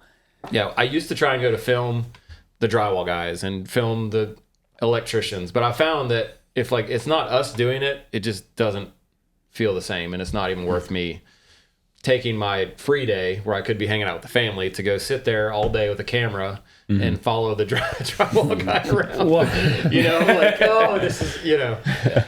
So, and not everybody wants to be on film. Yeah. You know, subs. It is true. I mean, they, you know, whatever. Yeah. I mean, it's like, I don't like to be on film with you guys. You just pick on me. Yeah. So I actually found, I have thought about this a lot, right? Like we do projects together. Jaime and I own some projects together. And I have consciously said, I'm not going to go be on camera or go work with it, because the dynamic of the crew that you have, that's what works. It's, I mean, like, you give us like a really good extra person to make fun of. No, I know. I don't mind being the step-in comedic, you know, I'm the butt of the jokes, but it's the truth. That's what works. I also giving you a compliment, Eric. Yeah. The one thing is, you know, I think all of us know kind of when the videos are happening versus when you're recording, right? Like the recording is over a week time, but it's 30 minutes.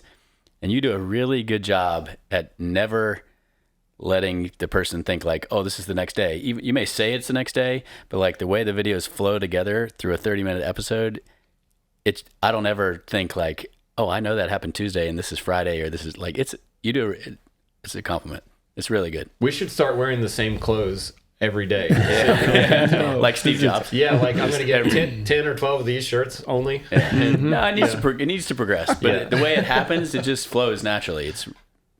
I appreciate that. Yeah. And you know, what you see on our show is, I would say, almost a dumbed down version of the real life. The real life's even better. No, we just can't show it. We cannot show, all of it. Just we can't, actually record all of it. And then all of it, there's some really big shenanigans happening that some of them aren't ready for. YouTube isn't ready for all of it. we work with some real characters, and in real life, they're like a level above even what you see on YouTube. It's not made up. It's almost in the category of that's funny. I don't care who you are. That's funny. It doesn't matter.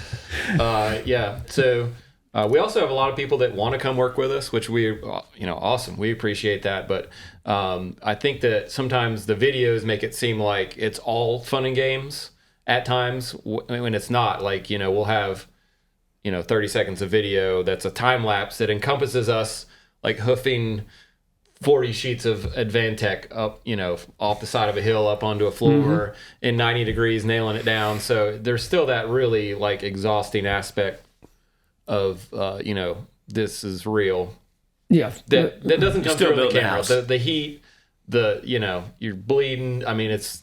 You're making it sound great now. Yeah. It is strenuous work. Yeah. I mean, physically building a house is tough physical work. Yeah. Right now I'm exhausted. I'm tired. I'm sore. My arms, my shoulders, because we've been working overhead putting that tongue and groove ceiling up. And so like I'd be working and be like, oh, I just have to stop for a minute just to let do this for about 10 seconds. And then, okay, I'm back to it, and whatever. How many square feet of tongue and groove is it? It's about 3,000. It's a lot. On the ceiling. Yeah. And not a low ceiling. And all the beams, there's all these decorative beams in between every 6 feet on the whole. It looks amazing. Yeah. Oh, it looks, dude, now that we've been looking at the framing portion of this house for so long. I mean, it's just like, you just get to the point where you don't think it's ever really going to get finished. It's just like staring at the same thing for a year. But anyway, now that we're finally getting the finished materials applied to the framing, it's just looking so incredible. I'm very pleased with the way it looks now. And fans will see that in about 2 weeks or more. About 2 weeks. Yeah. So Eric kind of gave him a sneak peek the other day. And I know. I'm just saying, like you're gonna be able to watch this happen. Oh, on Instagram. Yeah. Hey, follow Perkins Builder Brothers on Instagram for some behind the scenes pictures, but not very many because I'm terrible. or let Jamie talk. Yeah. Instagram. Yeah. Well, we're trying to be better with Patreon about getting that stuff on there too. Yeah. But just like Eric said, it's actually where we're trying to post. Yeah. It's hard to get it all together and get it out there. It is. I run out of steam after the videos. Like to add one more thing, like, I should make some cool videos for Instagram. I'm like, I don't. God, I don't have it in me. It's well, yeah. And I take it or leave it. I hate Instagram. Yeah. I'm just going to be blunt. I like watching YouTube videos if I'm going to have a free moment. Like scrolling through Instagram or something, it just makes me anxious. I'm like, and then shut it. It's fast paced. Yeah. I mean, my brain doesn't make short videos. I'm like, how are we going to say something that means anything in 10 seconds? Unless it's just like, I don't know. Really stupid. I mean, we could do that. Yeah, but. You could. Another question from Patreon here. Dakota asks, because you talked about this a little bit, Jamie, is like, what do your kids think of YouTube channel now that it's gotten as big as it has, and they've gotten older? Because Jay had mentioned that his kids were coming around to the idea, and being on it, and you've done video or two, Jamie, where your kids are, the oil change and stuff like that. Like how does that work, you think, with the aspect of, being YouTube fathers, so to speak, and like your kids wanting to either be a part of it or not? Are they annoyed by it? I mean, my kids are proud to be associated with the Perkins Builder Brothers. I mean, they're always wearing their shirts, to school, or their hats with the Perkins logo on it. And, they have some interest to be in a video. One of my sons, Sawyer, especially, is like, I want to be in a video. I want to be in a video. I'm like, well, it's not that easy. I got to figure out why are you in the video? Like, I can't just throw you on the job site, and throw you on the crew. So, maybe they're like the short videos that we're doing here and there are ways that I can, incorporate him in it. So he can actually see what it's actually like, too, because, we don't do a ton of takes a lot of times to get something said or something done or whatever, because we try to do a wham bam one take. But sometimes it takes a lot of tries to get what you want to say or something correctly. You just get tongue tied sometimes. It's not that you don't. Sometimes you just can't spit out the words correctly, right? And so For the other day, what were we filming the other day? We were starting to film some weed whacker video stuff, and it was taking forever. No. I was losing my mind, bro. I could not say what I wanted to say about my weed whacker, and my kids are at the house. They're seeing that string trimmer for the layperson. Oh, string. And my dad was at the house too. He was sitting on the track hoe right beside us, just watching. It makes it worse, by the way, if somebody's watching you and you're screwing up over and over and over. So, delete that one. Yeah, delete that. No, I'm terrible. I suck so bad. But anyway, I think it's good if the kids are exposed to the actual reality that, they see the finished product on YouTube of all these YouTubers that they watch, and they think like being a YouTuber is like this glamorized job or whatever it is. That's like must be easy and you're famous and but Erik's kids obviously see the reality of what it takes to make it. I mean, dad's on the computer making these videos, right? So, I don't know. I think a lot of kids want to be YouTubers these days, but they don't know what the reality of being one is. It's a really hard job. Yeah, I tell you what, it's a hard job because YouTube is relentless too. So for kids to be YouTubers and to get the feedback that is given on YouTube and social media. You got to read the comments. It's like, I don't know that kids should do it. I mean, that's my own personal opinion. I don't even read a lot of the comments because of people just being jags. Yeah. I'm going to point out one kid. It's a hard world. There's one kid that probably made every kid think that they could be a YouTube millionaire, and it's that Ryan kid that like would open toys and play with them, and that was his YouTube channel, and his parents would be on there with him, and they, he's the richest YouTuber, I think. I don't know. Mr. Beast is now, the richest well, YouTuber. at any rate, he made a bunch. Yeah. If they're like seeing that a kid can just open toys and go to Walmart and buy stuff and bring them home and open it and play with it, and you can make $1 million, then they think that that's what you can do, and everybody will watch it. And my kids will say stuff like, "I want to have a YouTube channel," and I'm like, "Oh, cool. What's it about?" And they'd be like, "Well, I don't know." I'd be like, "Well, what kind of special information or experience do you have that you want to share with people?" Yeah. And they're like, value. So YouTube will also kick your butt if you don't keep posting videos. If you just like, I need a month off. Yeah, good luck. You would just you're done. Your history. Perkins, I mean, a couple days go by, a week at the kind of most. You better have something, or it's like the mail. It's got to keep coming. Yeah, I would say it's got to keep coming. It's not like you're going to make one video that's popular and then that's it. We did it. I think YouTube and the viewers of YouTube, myself included, are insatiable. I think that's what it is. People want to see something new, see something incredible, see something entertaining. And if they already saw it once, they want to see something else. Well, I think that's true, but I think it also ties back into that authenticity thing. I think we don't have a lot of authenticity in our lives anymore because it's all transformed into like screens and scrolling. Mm-hmm. So like these conversations or just watching people work together or things like that. Not everybody's job is not like that. They don't like working with their coworkers or, there's no camaraderie. And I think like being a part of that and like observing like, oh my gosh, this actually happens somewhere, like it gives them some relief that like, there's like, something to look forward to or whatever. It's just like, I get to watch this and just sort of decompress that, real life isn't that bad. People can be nice to each other and talk to each other and, all that stuff. And we live real lives too, of course. I think most people realize that, but I think, like you said, some people think, oh, you're a YouTuber, you got it made, like you're kind of famous, whatever. There's days that I go to work where, I'm exhausted. Like the dog kept me up all night. I was in an argument about something right when I left or, and then you got to get to work. And my job is to film this experience. And I can't be like so ticked off that I can't even say anything. Well, yeah. So it's tough to film your life basically. And, you can't just be like, oh, I'm in a bad mood today. I'm not doing this today. Feel like, well, yeah. And then I also relive my life. I relive every day of my life. Like every single day that I work, we film it. And then like a week later, I relive that day. Yeah. I watched the whole day. And it's like... Yeah. I want to explain for people listening that, when we started that filming every day of the job to film the whole build, the first one, the Modern Mountain Getaway, since that, and it became popular, or it really helped us grow our channel, then that became sort of the new thing that we did from then on. And so literally we film like every day at work. Yeah.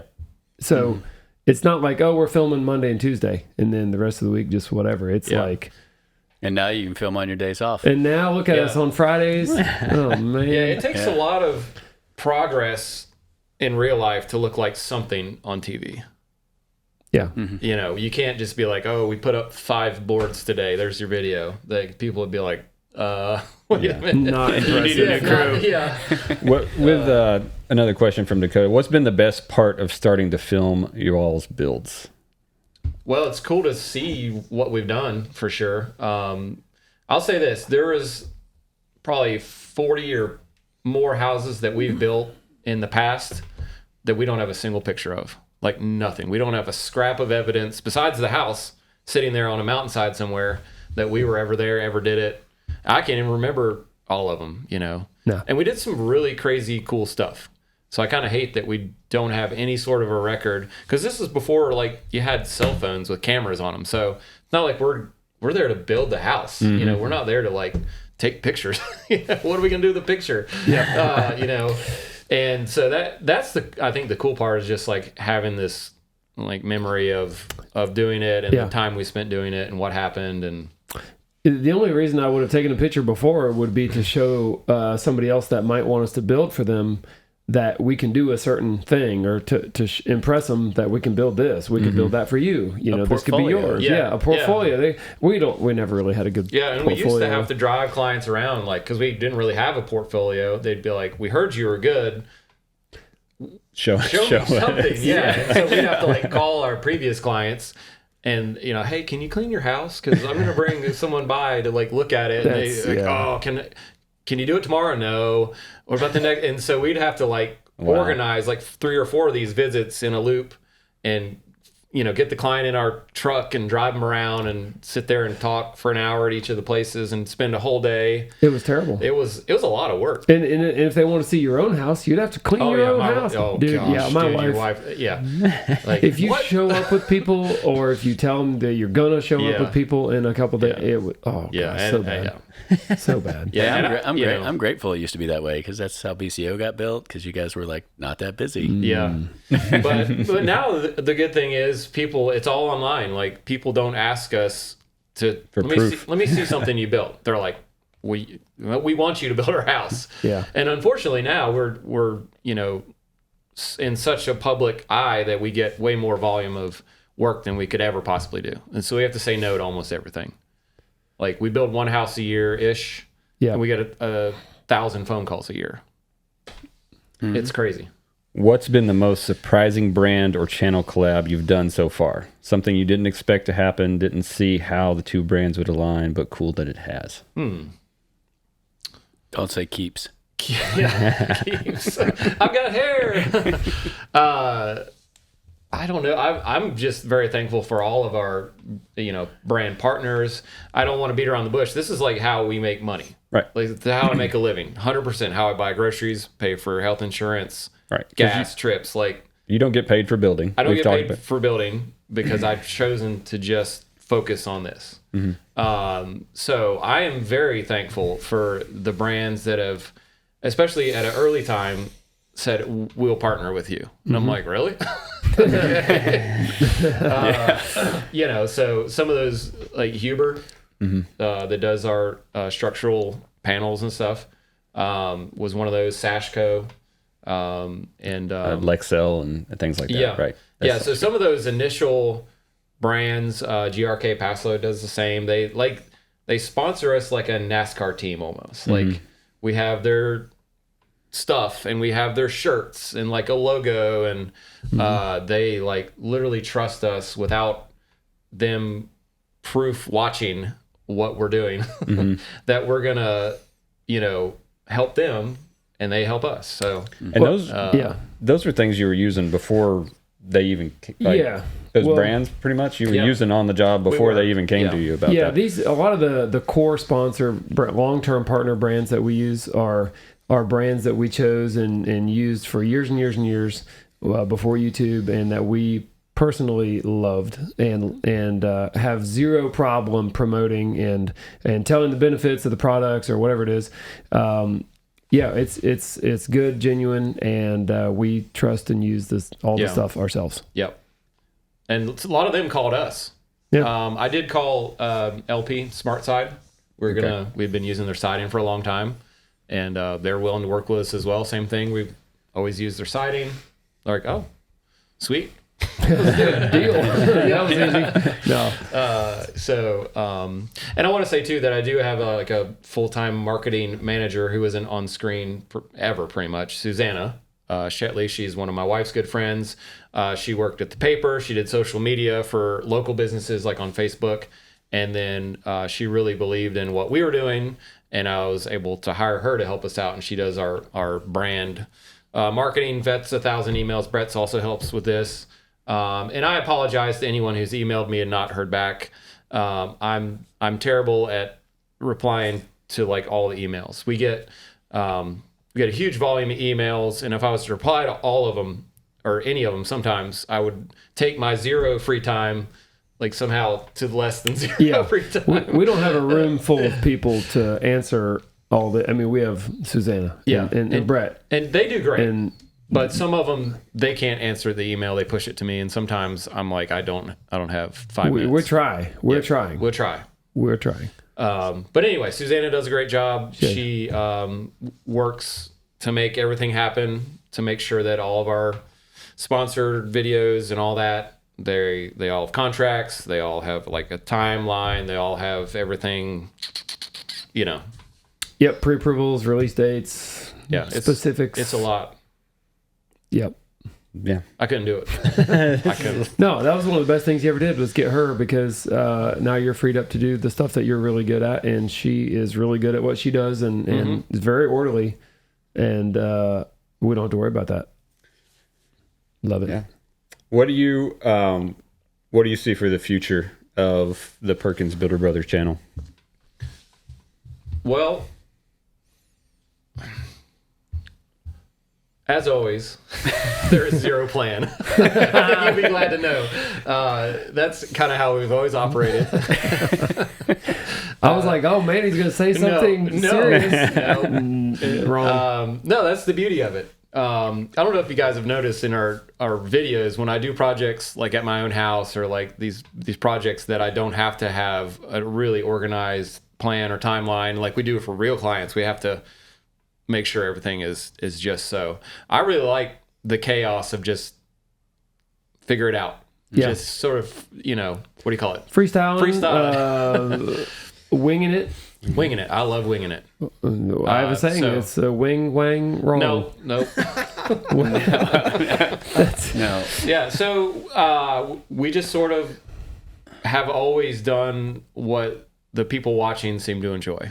And if what we're doing, it seems like people aren't watching it or enjoying it, we'll do something different. Yeah. If people are still enjoying it, we'll just try to do what we're doing, but do it better. Yeah. And obviously you still have homes to build after this one. Oh, so yeah. I mean, we're in no chance of retiring anytime soon here. No. And we all have kids that are growing up that, we'll be working. Yeah, we'll be building houses for a good decade at least. You need to do more remodels. Then you're really winging it. Yeah. True. Remodels are fun. They're not the same. Yeah, I kind of like remodels. I kind of... I get some... I love the remodel thing. I think it's fun. Yeah. But I can't tell you why, because it would take a while. So another question that I've had come up is, what about the property that we had that we were going to build the 10 homes? Oh, yeah. I ended up selling that property because, doing the legwork to get all the infrastructure put in to do something like that was not going to be conducive to the way we make videos about building. And it would take a lot of time where we're not just building, we're like standing there supervising a bunch of stuff going on for a bunch of houses. That would be pretty boring. And also, we were having a hard time getting power up there because of some neighbor problems. It was a right of way. There was a right of way that we did not get. We got denied a right of way sign off for power. Yeah. So. And they didn't want neighbors, so to speak. Yes. So, I was like, I just don't want to deal with this. Let's do something else. It's not worth dealing with it. Yeah. Gotcha. No, I would still maybe build a spec house if we could find one house, boom, wham, bam. Spec. Yeah. Especially if it had, infrastructure ready to go. Like if it had sewer, water, power. It'd be nice. Keep your eyes peeled. So close to town. is what you're saying. I can find you something by lunch. But we don't need another project. No, the problem is Trust me, I'm kidding. this. I would say the one thing that, because we mentioned spec building, and I'm interested in spec building for a lot of reasons, but what has kept us from spec building is paying customers, knocking at the door, like, please let me pay you to build this house. And we're like, okay, let's do that. Because you like your dad started with spec building, right? Pretty much. Well, he built for himself, and then he started buying land and developing and like putting in the infrastructure and doing the sites, and then he would sell a lot with a good house site, and then of course that person needed a house, he'd build that house. Yeah, later he might come back and build a house. Gotcha. That was kind of his thing. Okay. Yeah. So I will say to those prospective clients, a lot of people are like, oh, you guys are the best builders ever. Like, just like broad statement. And, I don't think we're really the best builders ever. Like, we care. I'll give it that. We try really hard to do a good job. We care and we're on site. Yeah, we care. And we care and we're there. That's our new slogan. You're building it. But you're the builders. You're not just a GC. Yeah, but just not to slam any other builders. Like, there's other builders as good or better than us. Lots of them. Tons of them. Yeah. Out there that are doing the same thing we're doing, maybe even better. But you don't they're not see it on YouTube. squirreled by so many things as I am. But but they're totally. we have a niche of making good videos about that process, and so to some people we seem like better builders than everybody, but we're not. No. I mean, it's you guys are kind of selective too, and it's to what you're going to build next because it's going to be filmed. So if it's not interesting, you're not going to build it, right? Well, I would argue that we can make anything interesting. We're more like, do we like the people? Do we like the site? Do we like can we get to it? Can we get materials there? Yeah. Gotcha. Here's something that is a factor. Like a little bit of what you're saying is that if somebody says, hey, I love the house you just did, the big mega modern mansion thing. I want you to build that same house on my land. Well, we can't go do that same job again back to back because we just did that. And our viewers just took this 1.5 year long journey with us to watch it. Yeah, surprise, we're going to do it again. We're doing the same thing again. No, we got to do something different. We have to mix it up a little bit. Yeah, so mixing up what we're doing, I think, is important for making the videos. Yeah.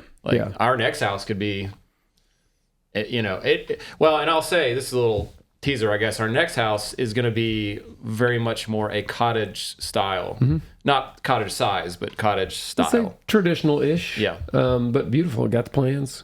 Yeah. Well, those were on YouTube for a second there. Yeah. A little bit ago. Maybe they were. Yeah. I don't even know what's happened. Yeah. It's a blur. I watched some of it. Yeah. It was on there. It's I think for sure that it's, you've said a lot today, and there's definitely more that people are going to want after listen to this stuff, because you bring up little things and it's like you can't dive into every single one, but it's well, and I gotta, I don't know if you're about to wrap it up, but it seems like it. So I gotta say, we are really lucky to have the crew that we have. They're willing to kind of go along with the YouTube thing, even when it was terrible, and just put up with us trying to film them doing stuff and being willing to make mistakes on camera and be okay with that. They're very self-confident people. They're not worried about, somebody's going to think bad of me or something. You can't be like that. So I got to give it to them. And also Brett and Ben coming along and realizing our need for a little bit more organization and, togetherness with our business stuff was all scattered and messed up, and they're very good at that stuff. So coming along and helping us get everything's sort of more together to where it'll work. We were kind of a big business, but we had all the it looked like a bunch of small business mistakes going on. That's being polite. Do what? That's being polite. Yeah, it is. Yeah. Just kidding. Well, I mean, like I said, we just we didn't know to the degree it was going to grow. Yeah. So I'm not going to invest a bunch of time into making all this really time-consuming business stuff online, and I didn't. So they did. It's invisible stuff to guys like me that I don't see this. I don't understand how it works. I understand how to cut a board and build a house. You guys have the eyes to see all that stuff. So awesome. Yeah. Well, now we're happy to be a part of it. It's fun. It's exciting. It's not that we don't have other things to do, but this is something else to look forward to and to keep. My brain's got to always be moving about something. So it's keeps it going for sure. Amen. I know I annoy the heck out of Erik probably texting him with random stuff about I need this password or that. All this 2-factor authentication. Yeah, it's tough. It is. What was your cat's It's supposed to be tough. first name? What was your first cat's middle name? Okay, well, we are going to be Dennis done. and Rand. Yeah. Randy. I can tell Erik's coffee cup is empty, and he has... there's a drop in there. We got 5 more minutes. No, we'll have to do this again. We're done for now. We'll Erik's let like, you "No know way." who our next special guest may be Holy cow. when we find out. Hey, if you made it to the end of this, hey. I know. Awesome. It's been a long time. All right. Well, thanks for watching, listening. Be curious, and if you don't know, just ask. Thanks for building with us.